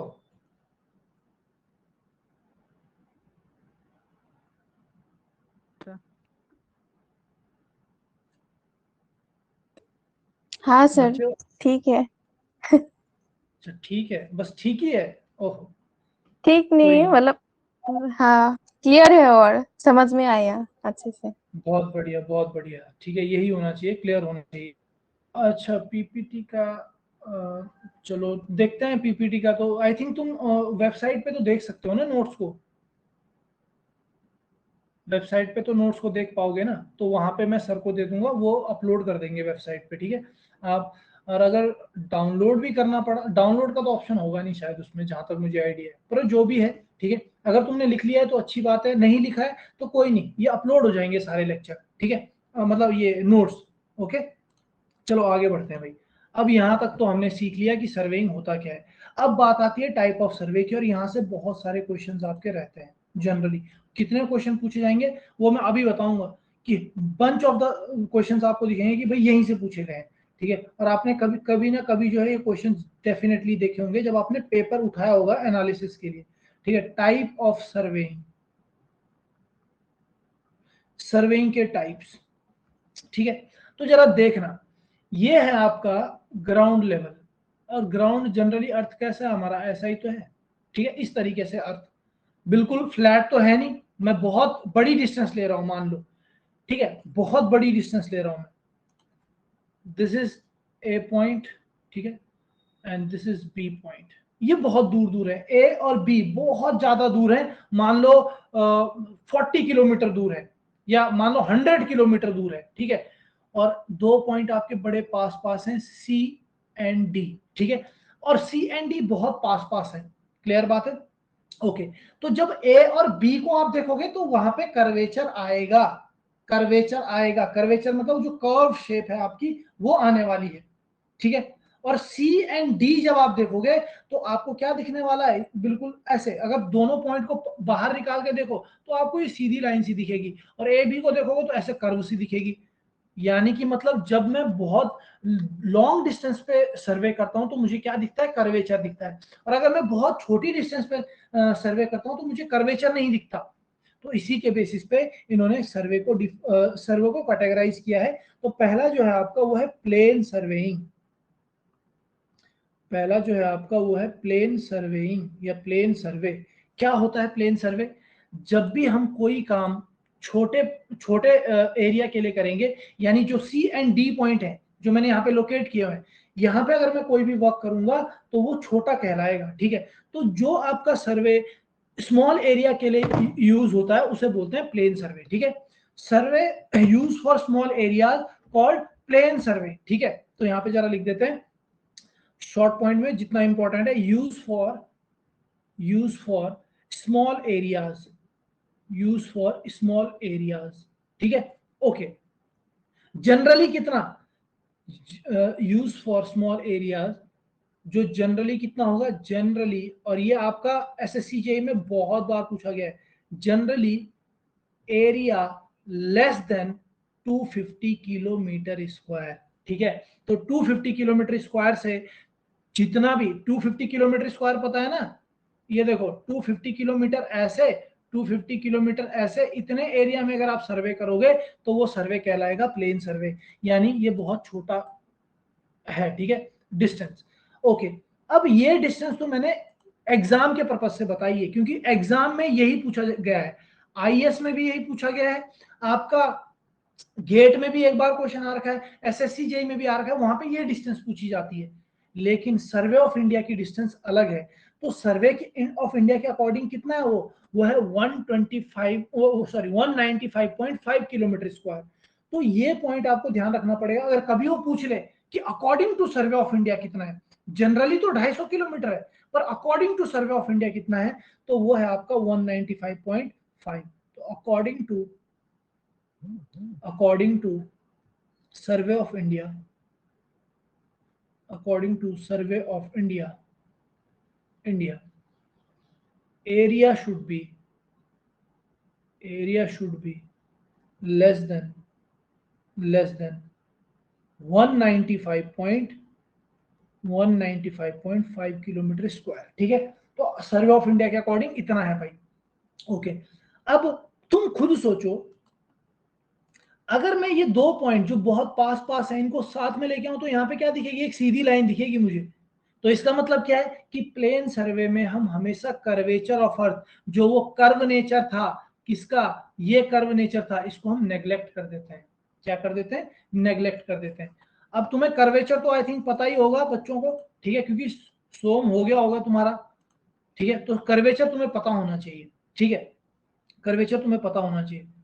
चलो मैं ऐसी थोड़ा शॉर्ट फॉर्म में बता देता हूँ। देखो ये एक स्ट्रेट बीम है, मान लो ये देखो ये एक स्ट्रेट बीम है, ठीक है, इसमें ए पॉइंट है और यहाँ पे बी पॉइंट है। अगर मैं ए और बी पॉइंट की क्या बोलूं, रेडियस बोलूं, तो रेडियस कितनी होगी इसकी, इसकी रेडियस होगी इनफाइनाइट। इन दोनों की रेडियस क्या होगी, इनफाइनाइट। और अगर मैं इस बीम को मोड़ दूं ऐसे बेंडिंग, तो बेंडिंग की इक्वेशन क्या होती है, m upon I equal to sigma upon Y equal to E upon R. और ये आर क्या होता है, ये होता है रेडियस ऑफ कर्वेचर। अब तुम्हें पता होना चाहिए कि आर क्यों आ रहा है। जब मैं इस बीम पे कैसा ऐसा एक आपका हॉगिंग मूवमेंट लगाऊंगा तो ये ऐसे कन्वर्ट हो गई।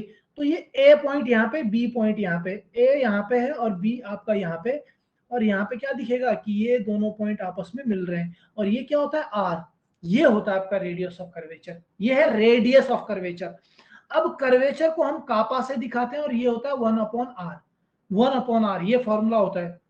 कापा है आपका कर्वेचर, कर्वेचर, और आर है आपका radius of curvature, radius of curvature, curvature, ठीक है। अब देखो अगर आपकी रेडियस कम है, कम है तो आपका कर्वेचर ज्यादा होगा। अगर आपकी रेडियस ज्यादा है, ज्यादा मतलब कितनी ज्यादा हो सकती है, इनफाइनाइट। अगर आपकी रेडियस इनफाइनाइट हो जाए तो कर्वेचर तो जीरो हो जाएगा। अगर जितनी ज्यादा आर होगी, क्योंकि रिलेशन देखो ना, इनवर्स रिलेशनशिप है, अगर आर जितना ज्यादा के उतना नीचे, के बिल्कुल। तो अगर आर आपका इनफाइनाइट हो जाए तो कर्वेचर आपका जीरो हो जाता है, जो कि यहाँ पे दिख रहा है आपको। रेडियस इनफाइनाइट है तो कर्वेचर मुड़ा हुआ नहीं है, बिल्कुल सीधा है, तो वो जीरो हो गया। अब धीरे धीरे अगर आर क्या होगा, कम होगा, रेडियस बनेगी, यहाँ पे देखो आर कम हो गया, इनफाइनाइट से मैंने घटा दिया, तो जितना आर कम होगा उतना ज्यादा आपका क्या हो जाएगा, कर्वेचर बढ़ता जाएगा। और ये आपको यहाँ पे कर्वेचर दिख भी रहा होगा, ये चीज है, ठीक है। ये हम सोम में पढ़ते हैं। तो बेंडिंग में इसीलिए आर की इक्वेशन होती है, क्यों, क्योंकि हम पढ़ क्या रहे हैं, बेंडिंग पढ़ रहे हैं। तो बेंडिंग में क्या बनेगा, कर्वेचर बनेगा। कर्वेचर मतलब कर्व्ड शेप, ठीक है। अगर मैं किसी बीम को मोड़ देता हूं तो आई होप तुमको ये कर्वेचर की कहानी क्लियर होगी, कर्वेचर तुम्हें पता होना चाहिए। तो अब देखो, अब बात आते हैं हम सर्वे पे आएंगे, जो जो पॉइंट रहेगा हम डिस्कस करते चलेंगे बीच बीच में, ठीक है। ओके, अब आते हैं हम यहाँ पे। तो अगर मैं इस पॉइंट को बाहर निकाल के देखूं तो ये मेरे को सीधा दिख रहा है, यानी सीधा, यानी कर्वेचर जीरो। यानी कि मतलब इस सर्वे में हम हमेशा कर्वेचर को जीरो मानते हैं या नेग्लेक्ट कर देते हैं। तो curvature of earth, curvature of earth, earth is neglected, is neglected, is neglected, या फिर बोल सकते हो surface of earth, surface of earth considered to be flat। कैसा मानेंगे हम, फ्लैट मानेंगे। क्यों, क्यों माना, अरे क्योंकि हमने बहुत नजदीक वाले पॉइंट्स के बीच में सर्वे किया है ना, रीजन ये है, ठीक है। ओके, एक ये पॉइंट बहुत ज्यादा पूछा जाता है, ये वाला पॉइंट भी इसका इंपॉर्टेंट है भाई, ये वाला तो बहुत इंपॉर्टेंट है। आप देखोगे प्लेन सर्वे किसे बोलते हैं, जिसमें कर्वेचर नेग्लेक्ट किया जाता है या कर्वेचर जीरो माना जाता है, क्लियर बात है। ये पॉइंट भी बहुत बार पूछा गया। अब ये बात आपको जाननी पड़ेगी कि प्लेन सर्वे करता कौन है। तो प्लेन सर्वे आपका पीडब्ल्यूडी डिपार्टमेंट करता है, आपका इरिगेशन डिपार्टमेंट करता है, आपका रेलवे डिपार्टमेंट करता है, ठीक है। तो मैं लिख देता हूं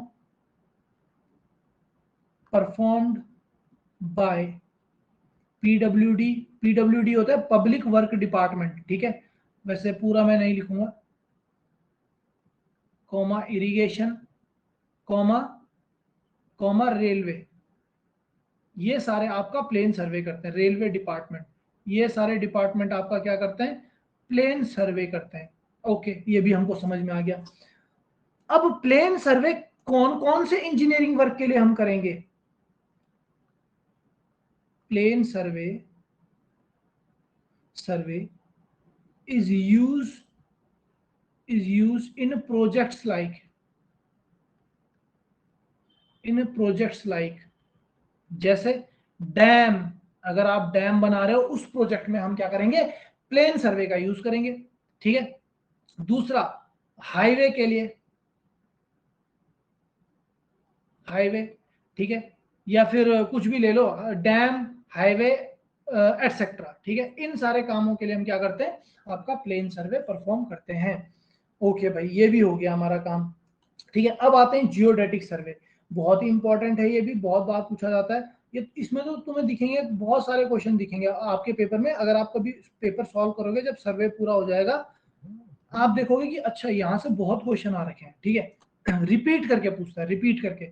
चलो, अब बात आती है जियोडेटिक सर्वे। तो पिछला जो सर्वे था वो स्मॉल एरिया के लिए था, तो ये किसके लिए होगा, लार्ज एरिया के लिए। लार्ज एरिया कितना, 250 या 250 से ज्यादा, ठीक है, उसके लिए यूज होता है। तो मैं लिख देता हूं, performed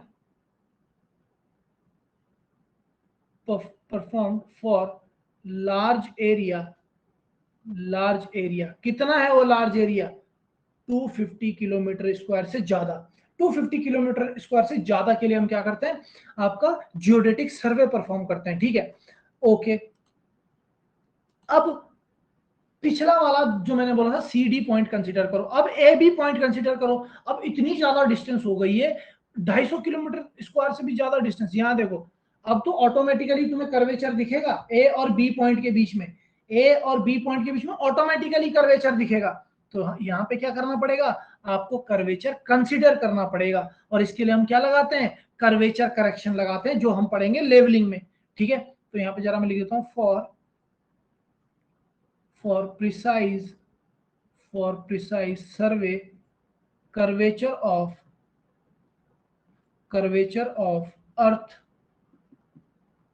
earth is considered, curvature of earth is considered, हम कंसिडर करते हैं कर्वेचर को, which is एक्चुअल डिस्टेंस, जो क्या है, एक्चुअल डिस्टेंस है, ठीक है। तो बहुत इंपॉर्टेंट चीजें हमने यहाँ पे कवर की हैं इस स्लाइड में, ध्यान रखना हमेशा। पहली चीज तो आपका पेपर में ये वाला डिस्टेंस पूछा जाता है, पेपर क्वेश्चन करोगे तब पता चलेगा। सर्वे ऑफ इंडिया के अकॉर्डिंग इतने किलोमीटर के लिए सूटेबल है। अर्थ कर्वेचर जो है यहाँ पे नेग्लेक्टेड रहता है। शॉर्ट पॉइंट बता रहा हूं मैं, कैसे शॉर्ट नोट्स बनाना अपने कॉपी में, ऐसे ध्यान रखना है। कौन परफॉर्म करता है, मेजरली पीडब्ल्यूडी करता है, बाकी डिपार्टमेंट भी कभी कभार यूज कर लेते हैं। प्रोजेक्ट जैसे डैम, मेजरली डैम प्रोजेक्ट हो गया, हाईवे प्रोजेक्ट हो गया, रेलवे हो गया, सिविल लाइन हो गया, सारे प्रोजेक्ट, ठीक है। अब ये वाला लार्ज एरिया के लिए, ये तो स्मॉल एरिया के लिए था, स्मॉल एरिया कितना, 250 से कम। तो ये वाला किसके लिए किया जाता है, ये आपका लार्ज एरिया के लिए किया जाता है।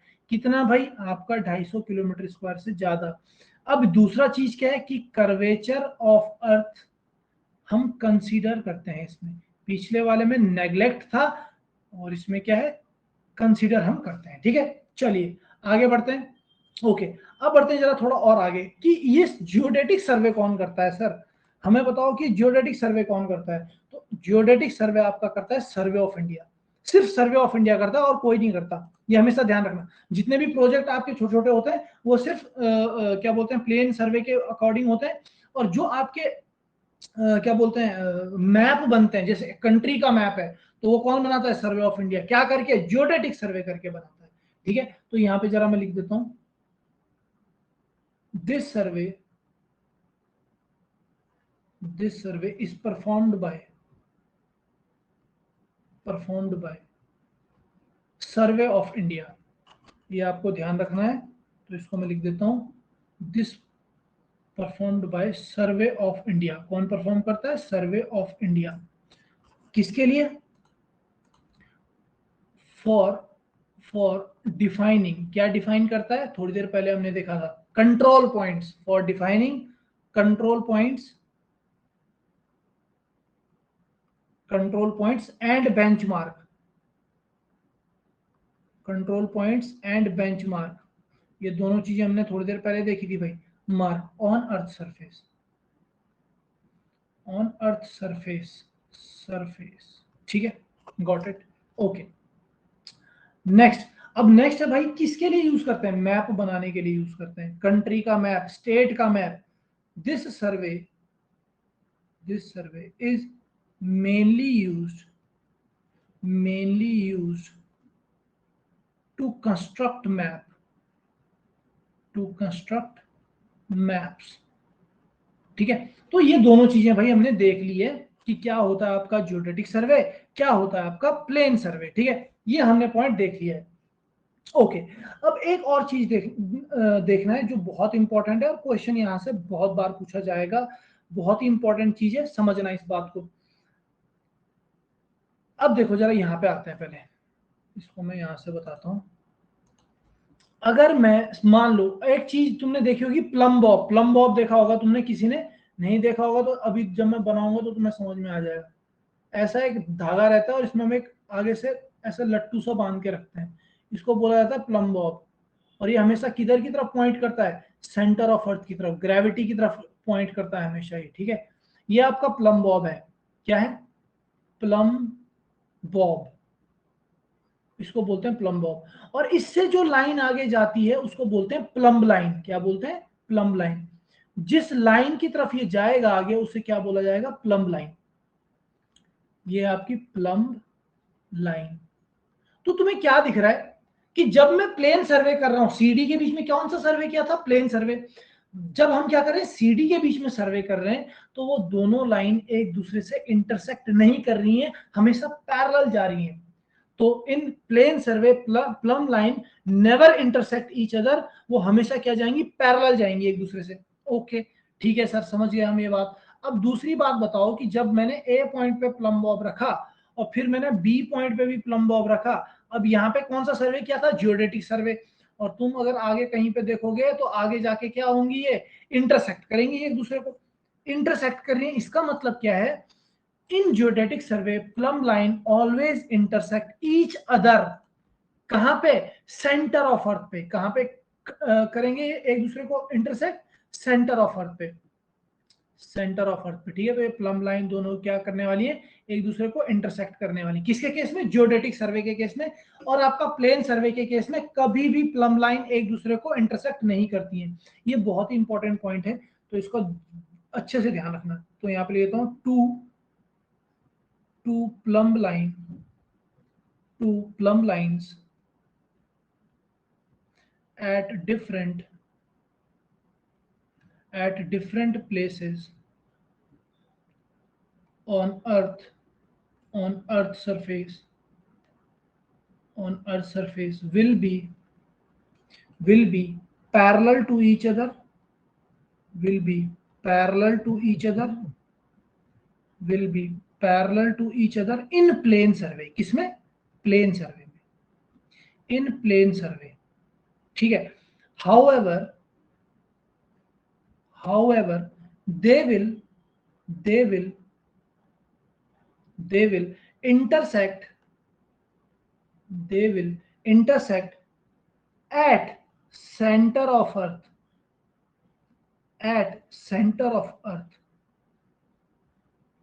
in geodetic survey।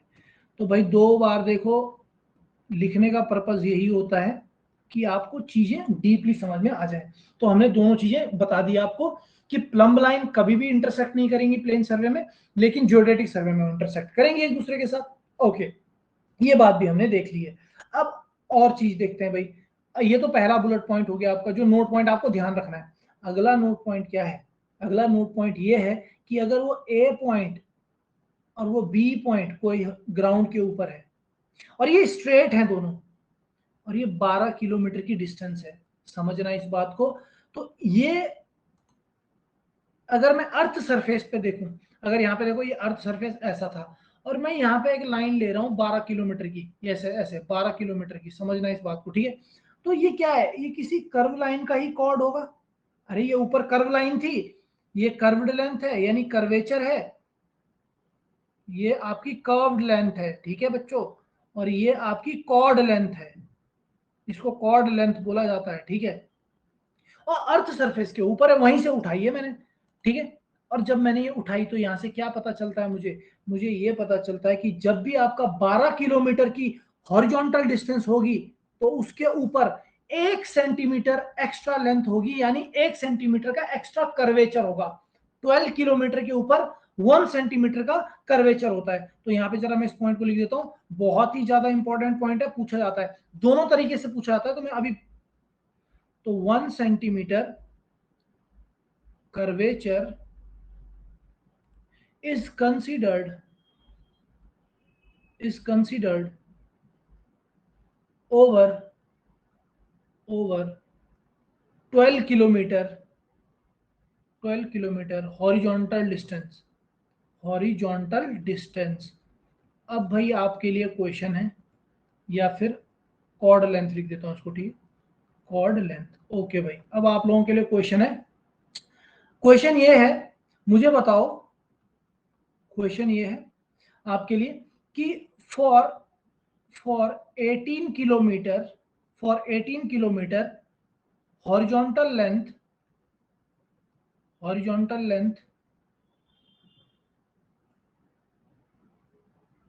curvature is considered।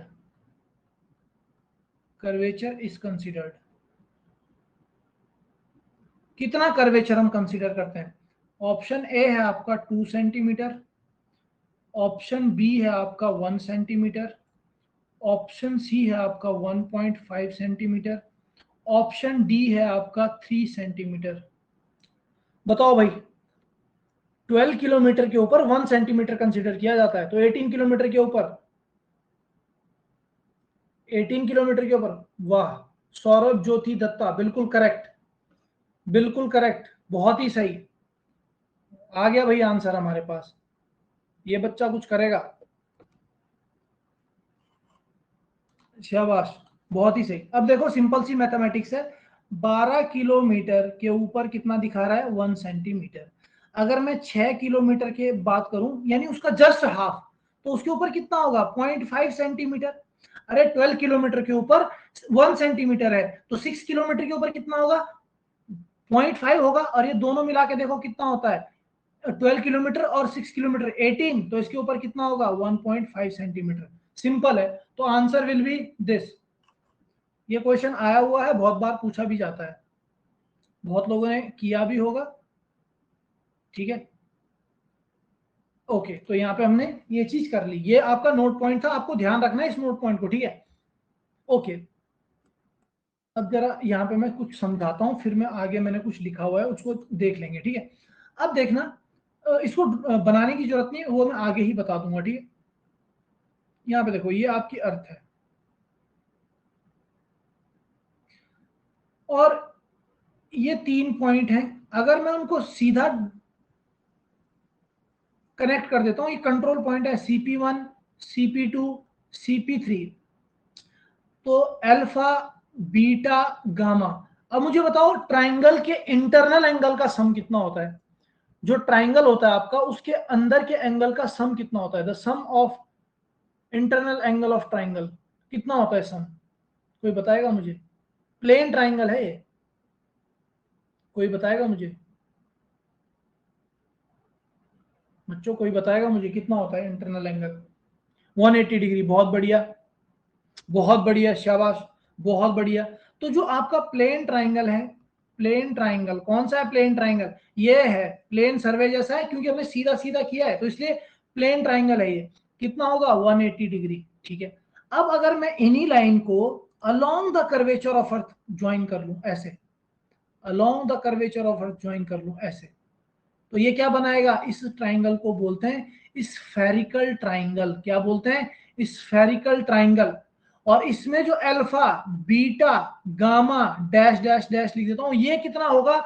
ये होगा आपका 180 डिग्री, 0 मिनट 1 सेकेंड, सिर्फ 1 सेकेंड का डिफरेंस होगा। प्लेन ट्राइंगल और स्फेरिकल ट्राइंगल के इंटरनल एंगल का सम जो होगा, वो सिर्फ 1 सेकेंड का डिफरेंस होगा उसमें, ठीक है। और ये जो एप्लीकेबल है आपका, ये लेस देन 195.5 किलोमीटर स्क्वायर के लिए एप्लीकेबल है भाई। तो ये चीज मैंने आगे दिखा रखी है, मैंने आगे पूरा लिखा हुआ है, तो मैं इसको यहाँ से हटा देता हूँ, ठीक है, क्योंकि आगे जो चीजें वो तो सिंपल चीजें हैं, उनमें इतना हमको देखने की जरूरत नहीं है, तो वो मैंने नोट डाउन पहले से की हुई हैं, जो आपके पास मिल जाएंगी आपको, ठीक है। अब यहाँ पे देखिए, मैंने बिल्कुल ड्रॉ कर रखा है अच्छे से, देखिए ये पूरा अर्थ है, ये 1 पॉइंट है, 2 पॉइंट है, 3 पॉइंट है, मैंने इसको सीधा ज्वाइन किया, तो ये इसने क्या बनाया? Plane triangle. और प्लेन ट्राइंगल का अल्फा बीटा गामा कितना होता है? 180 डिग्री। अब मैंने क्या किया? इसे along the curvature of earth, along the curvature, क्योंकि कर्वेचर कैसा है, अर्थ का कुछ ना कुछ है, मैंने उसको ज्वाइन किया तो ये क्या बनाएगा, ये बनाएगा स्फेरिकल ट्राइंगल। और स्फेरिकल ट्राइंगल और जो आपका प्लेन ट्राइंगल है इसमें कितना डिफरेंस होता है, 1 सेकंड का डिफरेंस होता है, और ये वैलिड होता है आपका 95.5 किलोमीटर स्क्वायर के लिए। इससे ज्यादा जब भी एरिया जाएगा तो ये वैल्यू चेंज कर जाएगी।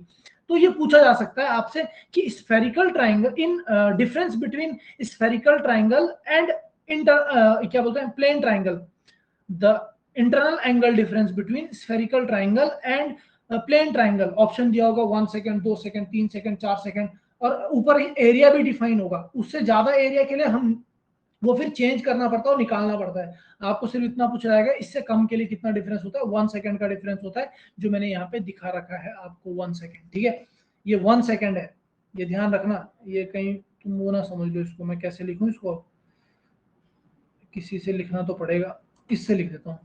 ठीक है भाई, कितने का डिफरेंस है, 1 सेकंड। ठीक है, 1 सेकंड का डिफरेंस है, क्लियर बात है, ओके। अब चलते हैं भाई क्लासिफिकेशन ऑफ सर्वे में। ओके, अब यहाँ पे जरा क्लासिफिकेशन ऑफ सर्वे, तो पहला है लैंड सर्वे, बहुत बार डेफिनेशन पूछा था। अच्छा, लैंड सर्वे क्या है, अरे जब मैं ग्राउंड लैंड के ऊपर जा रहा हूँ, मैंने क्या किया, मैं गया लैंड के ऊपर, मेरे पास चेन था, चेन से मैंने ऐसे एक्स डिस्टेंस मेजर कर ली, वाई डिस्टेंस मेजर कर ली, और क्या निकाल दिया, एरिया। तो लैंड सर्वे जनरली आपका एरिया कैलकुलेशन के लिए यूज किया जाता है। तो यहाँ पे लिखा हुआ है survey done on land for area calculation is called land survey, उसको क्या बोला जाता है, लैंड सर्वे बोला जाता है। ठीक है, नेक्स्ट आपका टोपोग्राफिक सर्वे, ये बहुत इंपॉर्टेंट है, इसको ध्यान देना। क्या है टोपोग्राफिक सर्वे, समझना। जो टोपो शीट होती है आपकी ना, वो टोपोग्राफिक मैप ऐसा होगा आपके पास, मैं बना देता हूं पहले, फिर हम जरा इसको देख लेंगे। अब यहाँ पे देखो, इस तरीके से आपकी कोई रोड जा रही है, इस सिटी का है ये मैप, ठीक है। तो इसमें रोड जा रही है, रोड एक आर्टिफिशियल, मतलब सॉरी नेचुरल फीचर नहीं है, नेचुरल और जो आपके आर्टिफिशियल फीचर है। आर्टिफिशियल जैसे आपका मकान यहाँ पे है, आपका क्या बोलते हैं कोई कॉम्प्लेक्स है, बहुत बड़ी बिल्डिंग है वो यहाँ पे है, कोई पॉन्ड है, इसमें नेचुरल फीचर भी होगा, यहाँ पे है आपका टेम्पल, यहाँ पे है आपका क्या बोलते हैं हाउस, यहाँ पे है, कुछ भी मान लो, ठीक है। और आपका क्या बोलते हैं एक रिवर भी जा रही है और रिवर इधर से जा रही है, इस तरीके के फीचर बने रहेंगे, ठीक है। तो इसका मतलब क्या है, टोपोग्राफिक मैप या टोपोग्राफिक सर्वे किसके लिए किया जाता है, जो आपके आर्टिफिशियल फीचर होते हैं, और आपका नेचुरल, पॉन्ड तो नेचुरल फीचर है, रिवर भी आपका नेचुरल फीचर है।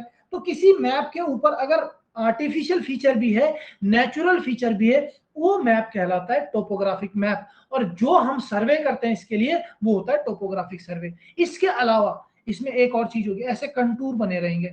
अब कंटूर क्या होता है, जो सेम एलिवेशन, मतलब हर यहाँ पे भी 100 मीटर है, यहाँ पे भी 100 मीटर है, यहाँ पे भी 100 मीटर है, मैंने इसको एक लाइन से जोड़ दिया, उसको बोलेंगे कंटूर, ठीक है। तो अब देखो यहाँ पे कंटूर डिफाइन होगा, जैसे ये 99 है, ये 101 है, ये 102 है, ये 100 है, ये 98 है। तो यहाँ पे एग्जाम्पल के लिए मैं लैंड बनाने वाला हूँ, यहाँ पे अब देखना 99 यहाँ पे है, 100 ऊपर होगा, 101 और ऊपर होगा, 102 और ऊपर होगा, 100 फिर नीचे आ गए, और 98 तो और ही नीचे आ गए। तो आपका ग्राउंड का जो सरफेस है वो ऐसा है यहाँ पे। तो आपको ग्राउंड के बारे में भी पता चल जाएगा। तो दोनों चीजें पता चल रही है कि नहीं पता चल रही है, आपको आर्टिफिशियल फीचर का भी पता चलेगा, आपको नेचुरल फीचर का भी पता चलेगा, आपको लैंड का भी पता चलेगा कि कहाँ पे लैंड ऊपर है और कहाँ पे नीचे है। और इसकी डेफिनेशन बहुत बार पूछी गई है। तो यहाँ पे जरा देखते हैं क्या लिखा हुआ है मैंने, topographic survey conduct to obtain data to make a map, map को बताने के लिए, इंडिकेटिंग, वो मैप क्या इंडिकेट करता है, inequalities of land surface by measuring deviation bye checking contour lines. मतलब कंटूर लाइन बनी रहेंगी और इनइक्वालिटीज ऑफ लैंड, कितना अनइक्वल है लैंड, कितना अनइक्वल है land surface, by measuring deviation, कितना डेविएशन है, अच्छा यहाँ पे 100 है, वहां पे 101 है, कितना डेविएशन है, अरे 1 मीटर का डेविएशन है, ये मतलब है। By checking contour lines, checking contour lines को, and to locate natural and artificial feature on earth surface, जैसे रिवर आपका नेचुरल है, पॉन्ड आपका नेचुरल है, रोड आपका आर्टिफिशियल है, बिल्डिंग आपका आर्टिफिशियल है, अगर किसी मैप के ऊपर आपको नेचुरल और आर्टिफिशियल दोनों फीचर दिख रहे हैं और उसमें कंटूर लाइंस भी बनी हुई हैं, यानी आपने वहां पे टोपोग्राफिक सर्वे परफॉर्म किया है, ठीक है, उसे बोलते हैं टोपोग्राफिक सर्वे। नेक्स्ट है हाइड्रोग्राफिक सर्वे।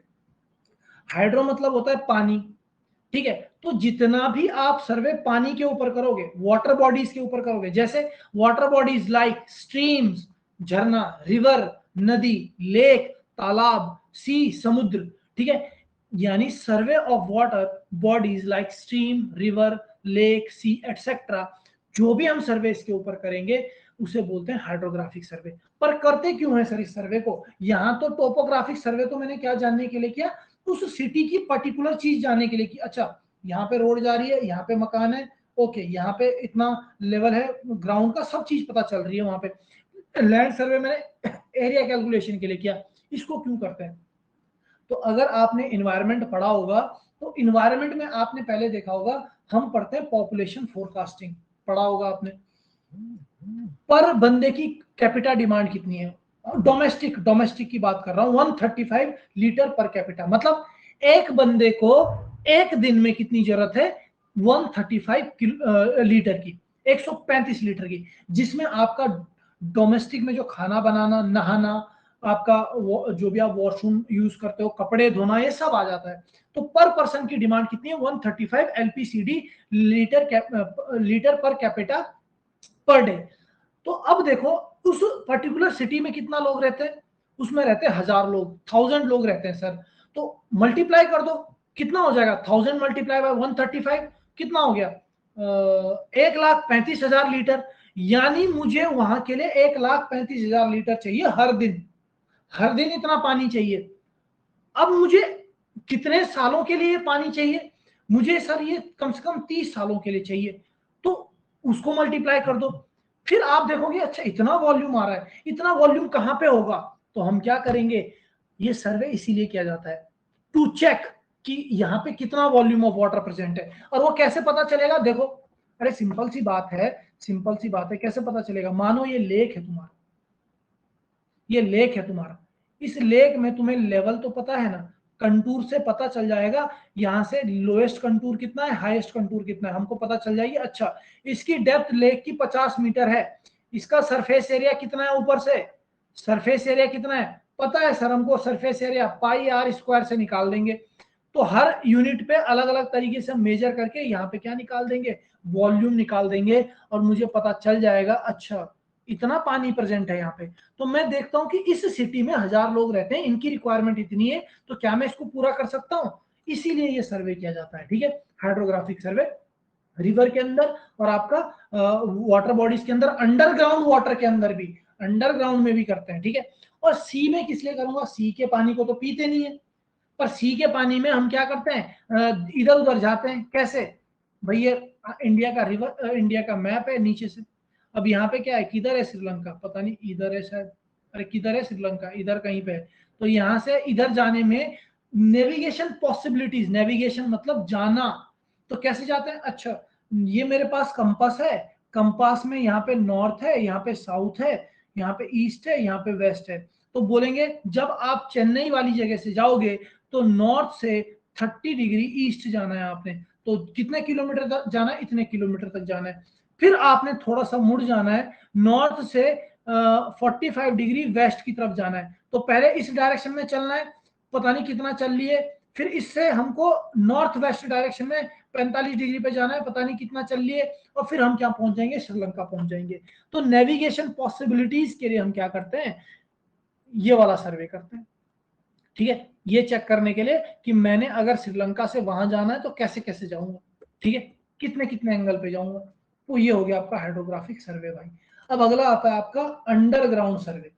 अगला जो है अंडरग्राउंड सर्वे। अंडरग्राउंड मतलब तुम्हें पता चल रहा है कि जमीन के नीचे, तो जमीन के नीचे क्या बनाऊंगा मैं, अरे टनल बनाऊंगा ना, टनल बनाया, किसके लिए बनाया टनल, रोड के लिए, हाईवे के लिए, रेलवे के लिए, एक जगह से दूसरी जगह पानी ट्रांसपोर्ट करने के लिए, ऑयल ट्रांसपोर्ट करने के लिए, तो ये अंडरग्राउंड सर्वे होता है आपका, required for construction of tunnel for highway, railway, water transport etcetera. Simple सी बात है, अंडरग्राउंड नीचे, अंडरग्राउंड में क्या बनाते हैं, टनल, टनल में क्या बनेगा, हाईवे बनेगा, रेलवे बनेगा और वाटर ट्रांसपोर्टेशन के लिए पाइप्स बनेंगे, ठीक है। नेक्स्ट है कैडेस्ट्रल सर्वे, ये बहुत इंपॉर्टेंट है, ये बहुत इंपॉर्टेंट है, ये पूछा जाता है पेपर में ठीक है। तो सर्वे जनरली, अब देखना तुम ना कभी प्लॉटिंग में गए होंगे, लड़के तो गए होंगे, किसी ने प्लॉटिंग वाली शॉप में जाना, वो बोलेगा कि अच्छा हमारे पास एक मैप है, ये इस एरिया का मैप है और इस एरिया में हमने ये रोड बना रखी है सर, और इस रोड में इधर भी रोड है, इधर भी रोड है, और हम प्लॉट बेच रहे हैं, ये प्लॉट है हमारे कटे हुए, ये प्लॉट ऐसे है, ठीक है, ये प्लॉट कटे है, इधर भी रोड जा रही है, इस रोड के इधर भी प्लॉट है, ठीक है, और इधर भी है, इधर भी रोड जा रही है, इधर भी प्लॉट कटे हुए हैं, ठीक है। तो यहां से मैं जा रहा हूं सर, अगर आप ये प्लॉट लोगे तो महंगा होगा, ये वाला लोगे दूर वाला तो ये सस्ता होगा। तो ये मैंने क्या किया है, पूरी बाउंड्री लाइन फिक्स कर रखी है, पहले तो रोड बनाई, फिर मैंने हर प्लॉट, ये नंबर 1 प्लॉट है, नंबर 2 प्लॉट है, नंबर 3 प्लॉट है, नंबर 4 प्लॉट है। बोलेंगे सर कि ये इतने एरिया का है, ये आपका इतने का है, ये इतना, मतलब बाउंड्री फिक्स कर रहे हैं हम, सिर्फ इसमें बाउंड्री फिक्स कर रहे हैं, ठीक है, बाउंड्री फिक्स कर रखी है हमने। तो जिस सर्वे में मैं लैंड के ऊपर बाउंड्रीज फिक्स करता हूं, किसके लिए, फॉर प्रॉपर्टी पर्पस, उसको, उस सर्वे को बोलते हैं कैडेस्ट्रल सर्वे, ठीक है। तो यहाँ पे जरा देख लेते हैं क्या मतलब है इसका, survey made to plot the details such as boundary of field, houses, property line, तो उस सर्वे को क्या बोलते हैं, कैडेस्ट्रल सर्वे। जहां पे प्रॉपर्टी लाइन दिखेगी तुमको, आंख बंद करके टिक कर देना कैडेस्ट्रल सर्वे को, ठीक है। नेक्स्ट है सिटी सर्वे। अब सिटी में क्या क्या होगा भाई, सिटी में अगर तुम, अरे कहाँ आ गए हम, एक सेकंड रुको, ये कहाँ गए, हाँ यहाँ पे। सिटी में क्या क्या होगा, अरे सिटी में आपकी स्ट्रीट होगी, स्ट्रीट पता है ना, रोड्स होंगी, बिल्डिंग्स होंगी, आपकी सीवर लाइन होगी, आपका क्या होता है इलेक्ट्रिक लाइन होगी, ये सारी चीजें होंगी। तो अगर मैं उसके लिए सिटी के लिए कोई मैप बना रहा हूं और वो with in the limit of city किया जा रहा है, तो उस सर्वे को बोलते हैं सिटी सर्वे, ठीक है। तो यहाँ पे जरा मैं, ये तो सिंपल ही है, इसको क्या ही ड्रॉ करना, this survey conduct within the limit of city, conduct within the limit of city, city के अंदर ही करते हैं, for purpose to layout, layout मतलब बनाने के लिए, street, building, civil line, pipeline et cetera, इनके लिए हम क्या करते हैं, सिटी सर्वे करते हैं। ओके, नेक्स्ट सर्वे आपका जियोलॉजिकल सर्वे।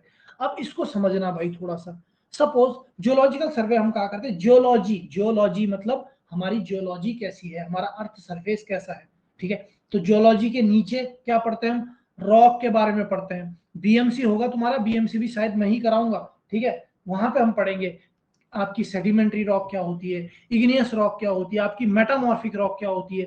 तो ये कैसे पता चला है, अरे जियोलॉजी सर्वे से पता चला है भाई, कि यहाँ पे सेडिमेंट्री रॉक है, ठीक है, यहाँ पे आपका मेटामॉर्फिक रॉक है। कैसे, थोड़ा सा मैं एग्जांपल दे देता हूँ, देखो जब भी आप अर्थ क्रस्ट देखोगे ना, अर्थ क्रस्ट ऐसा है, 3 लेयर में है, ठीक है, ये इसको बोलते हैं क्रस्ट, ठीक है, बाहर बना देता हूँ, बाहर है क्रस्ट, बीच वाले को बोलते हैं मेंटल, और ये अंदर का है कोर। और इस कोर के अंदर ना इतना ज्यादा टेम्परेचर है, इतना ज्यादा टेम्परेचर है, हमारे सारे के सारे जो खनिज पदार्थ हैं, जिनको हम क्या बोलते हैं, आपका मटेरियल, कौन सा मटेरियल बोलेंगे उसको, अरे रॉ मटेरियल बोल लो, कुछ भी बोल लो, तो जो भी मटेरियल आपका है नीचे, वो लावा के फॉर्म में, किसके फॉर्म में, लावा के फॉर्म में। और इसके अंदर कौन कौन से आपके जो है मटेरियल होते हैं, जैसे फेल्ड्सफर, जैसे क्वार्ट्ज, जैसे डोलोमाइट। और जैसे अर्थक्वेक आता है आपके अर्थ सरफेस पे, एक क्रैक डेवलप हो जाता है, और ये क्रैक से ये लावा बाहर आ जाता है, जिसको ज्वालामुखी भी बोलते हैं, आपका वॉल्केनो बोलते हैं, या फिर अर्थक्वेक की वजह से भी हो सकता है, ठीक है। और ये जब ये लावा ठंडा हो जाता है, तो उस ठंडे होने की वजह से जो रॉक बनती है, उसे बोलते हैं वॉल्केनिक रॉक, ठीक है। या फिर जिसको हमने बोला था स्टार्टिंग में इग्नियस रॉक, इसमें अलग अलग टाइप है, वो समझाऊंगा मैं आगे क्या होता है। इग्नियस रॉक बोला जाता है, इग्नियस से सेडिमेंट्री बनती है, सेडिमेंट्री से मेटामॉर्फिक बनती है। तो अगर मैं कोई सर्वे कर रहा हूं लैंड के ऊपर और लैंड के, जियोलॉजी के ऊपर, जियोलॉजी के अंदर, जियोलॉजी के अंदर क्या पता लगाऊंगा, अच्छा रॉक कैसी है, कहाँ पे आयरन ओर है, कहाँ पे आपका कोई भी, मतलब मान लो कहीं पे क्या हो सकता है, और जमीन के अंदर से क्या मिल सकता है, कोल मान लो कि कहाँ पे कोयला है, कहाँ पे रॉक है, कहाँ पे आपका लोहा है। तो ये सब चीजें कैसे पता चलती है, जियोलॉजिकल सर्वे से पता चलती है। अब सरफेस के ऊपर मैं क्या करूंगा, मैं सॉइल इन्वेस्टिगेशन करूंगा। सॉइल इन्वेस्टिगेशन करूंगा तो उसमें क्या पता चलेगा मुझे, अच्छा आसाम की सॉइल राइस उगाने के लिए अच्छी है, ओके। आसाम में जो सैंडी सॉइल है वो राइस उगाने के लिए अच्छी है, ओके। अगर मैं नागालैंड की तरफ जाऊं तो उधर मुझे पता नहीं कैसी सॉइल है वहां पे, मैं ऐसी एग्जांपल दे रहा हूँ, वहां पे ब्लैक कॉटन सॉइल है, यानी वहां पे कॉटन उगाने के लिए सॉइल अच्छी है।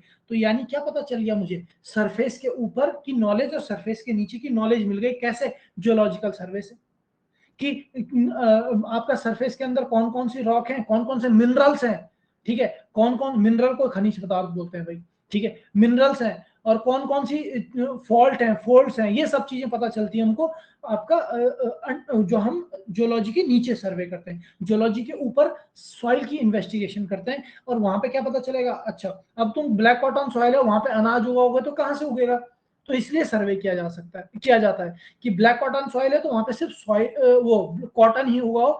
अगर आप आसाम के ऊपर जाओगे तो वहां पे आपने देखा कि टी बड़ा उगती है, टी या जो भी है चाय पत्ती बहुत उगाते हैं उधर की साइड, तो वो क्यों है, वो सॉइल सपोर्ट करती है वहां पे इस तरीके की चीजों को, ठीक है।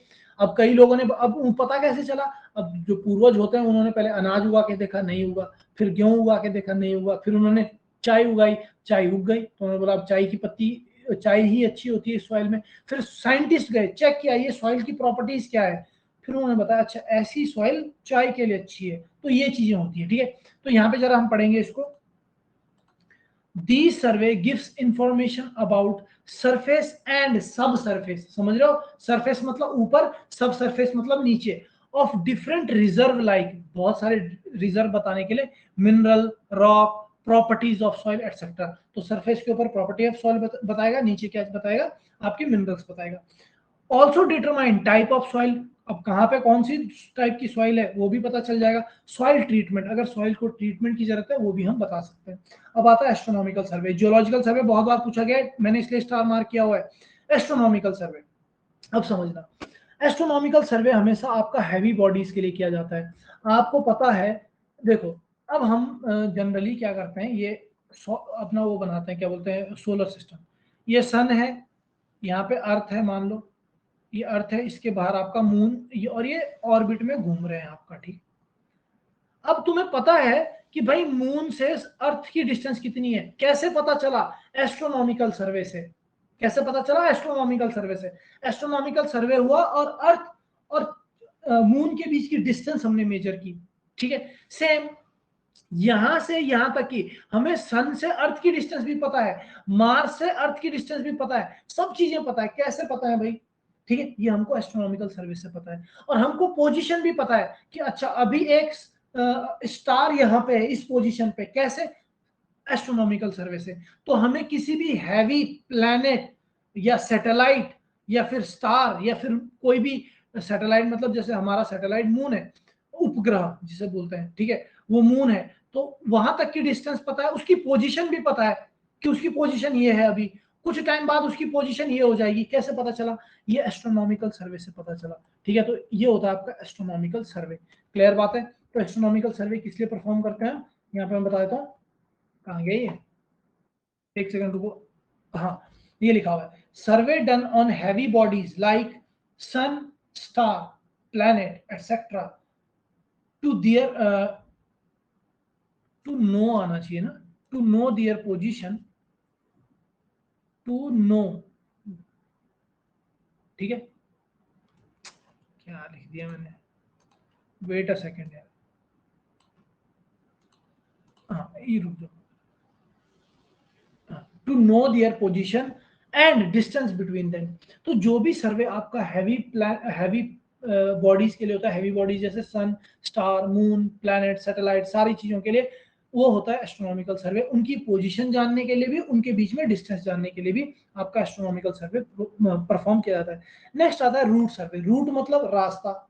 अब रास्ता किसका बनाएंगे हम, अरे हाईवे का बनाएंगे as a civil engineer, railway का बनाएंगे, तो रास्ता यानी अलाइनमेंट, अब ये सीधा जा रहा है फिर लेफ्ट मुड़ जा रहा है, तो रूट सर्वे क्या है, सर्वे डन टू डिसाइड, क्या डिसाइड करने के लिए, alignment of highway and railway line, उसको हम क्या बोलते हैं, रूट सर्वे बोलते हैं, ठीक है।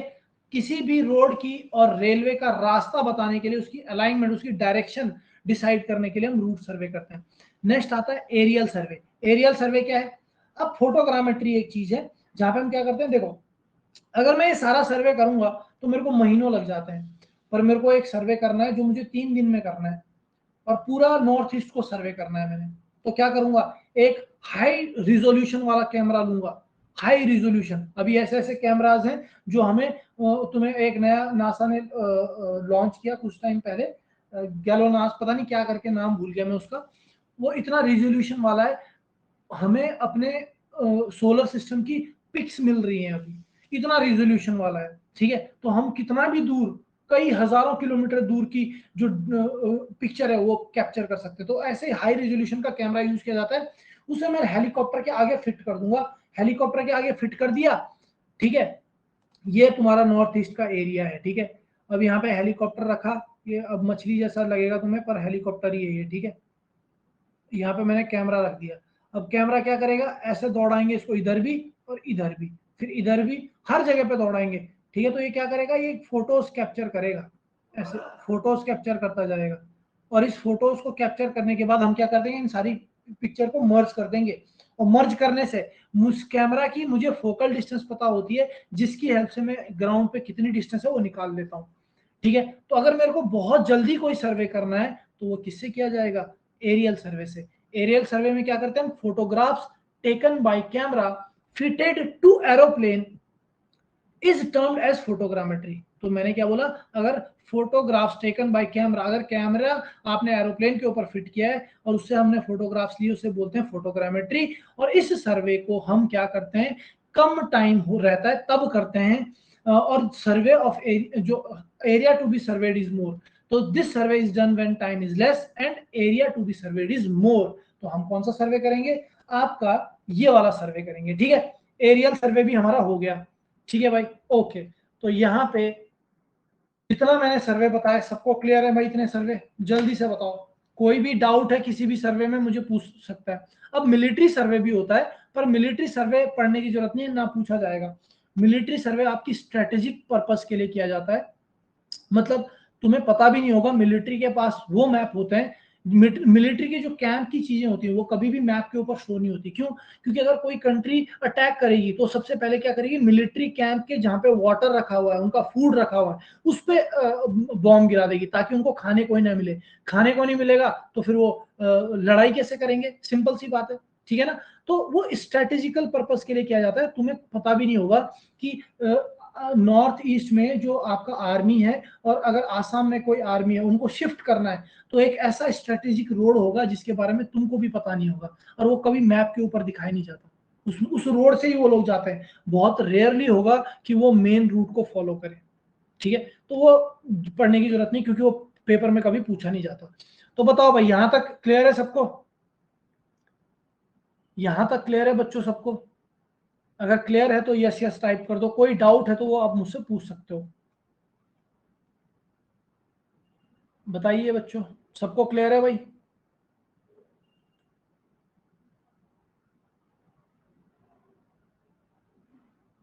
अब 4 ही लोग यार, 1 2 3 4 5, कितने? सब लोग टाइप करो। नहीं क्लियर है तो बोलो नहीं है सर क्लियर, मैं बताऊंगा दोबारा, पर पूरा जो है मुझे चाहिए। 1 2 3 4 5 6 7 बच्चे 12 हैं, जल्दी से सब लोग करो, तब तक नहीं मानूंगा मैं। ओके, ठीक है, तो मेरे हिसाब से आई थिंक सबको क्लियर है। हाँ भाई, तो जितना हमने आज पढ़ा मजा आया? ठीक है, इसी तरीके से हम हमेशा पढ़ेंगे, और आपका 30 आवर्स में हम सर्वे कंप्लीट करेंगे। ठीक है, 15 क्लासेस मुझे लगेंगी। अभी इस वीक में तो शायद मैं आज और कल लूंगा, फिर जब आपका एनवायरनमेंट शायद खत्म हो जाएगा उसके बाद मुझे कंटिन्यूअस क्लासेस मिलेंगी। ठीक है, तो जो भी मैं पढ़ाऊंगा रिवीजन करते रहना। और एक बुक जो मैंने रेफर की है आपको, यूथ कंपटीशन, वो आप ले सकते हो, सबसे बेस्ट बुक है। ठीक है, उसको रेफर करो, बहुत अच्छी बुक है, आपको नॉलेज भी मिलेगी। अपने स्टेट के एग्जाम तो भर ही सकते हो, लेकिन सेंटर के एग्जाम भी आप भर पाओगे और उनमें अच्छा परफॉर्म कर पाओगे। ठीक है ना भाई? ठीक है, फिर आज के लिए काफी है इतना। आज के लिए काफी है इतना भाई। अरे माइक खोल दो यार, 1 2 लोग बात बात भी कर लो, इंटरेक्शन भी जरूरी है। कोई भी, सारे लोग कहाँ से हैं थोड़ा मुझे बता दोगे? कौन है इसमें? हाँ, सारे सब्जेक्ट के एमसीक्यू हैं उसमें। तुम्हारे 4 सेट हैं उसमें जेई के लिए, और 4 सेट पता है 4 बुक्स हैं उसकी, और 4 बुक्स में 40,000 क्वेश्चन है। 40,000 क्वेश्चन, इतना कर लिया ना तो दुनिया का सारा एग्जाम निकल जाएगा, दुनिया मतलब इंडिया का। अच्छा, तो बता देंगे इधर से कौन है पहला? दीपा बॉनिक। दीपा बॉनिक, कहाँ से हो आप? हाँ सर। कहाँ से हो? सर मैं गुवाहाटी। गुवाहाटी, ओके। गुवाहाटी बड़ा अच्छा जगह है यार, मजा आ जाता है गुवाहाटी घूम के। नेक्स्ट, जीवामा।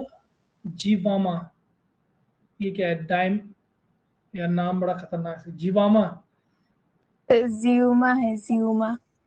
ओके, ज्यूमा। तो सर ओके, सर मैं उडलगुड़ी से हूँ।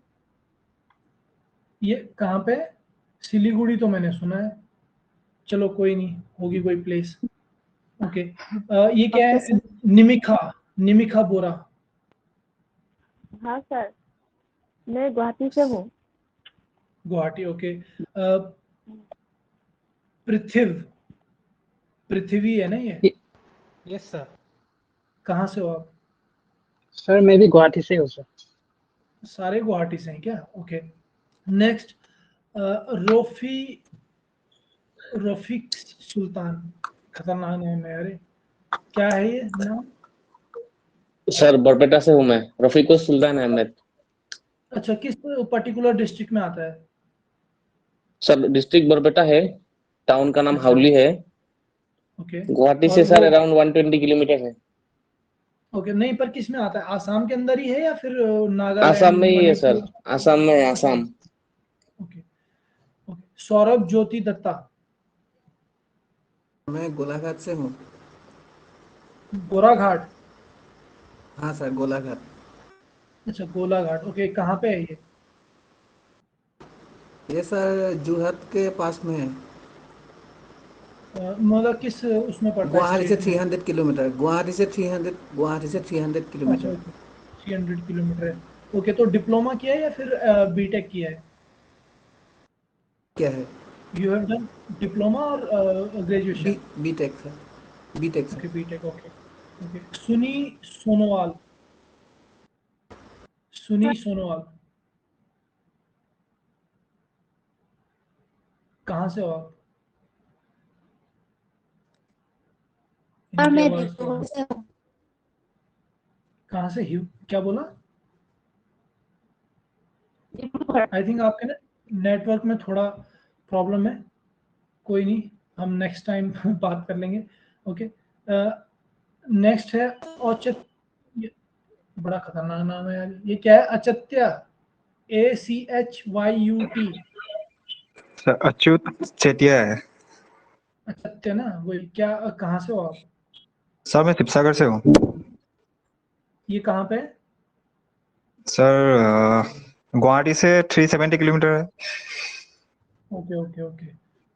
हाँ, अब सुनी सोनोवाल, क्या आपका माइक अभी ठीक चल रहा होगा? कहाँ से हो आप?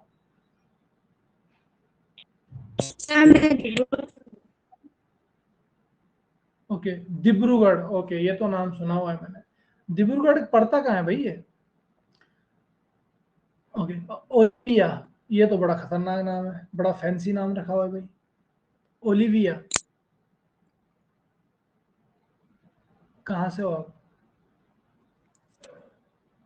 ओलिविया, आवाज आ रही है मेरी? नेटवर्क हो सकता है।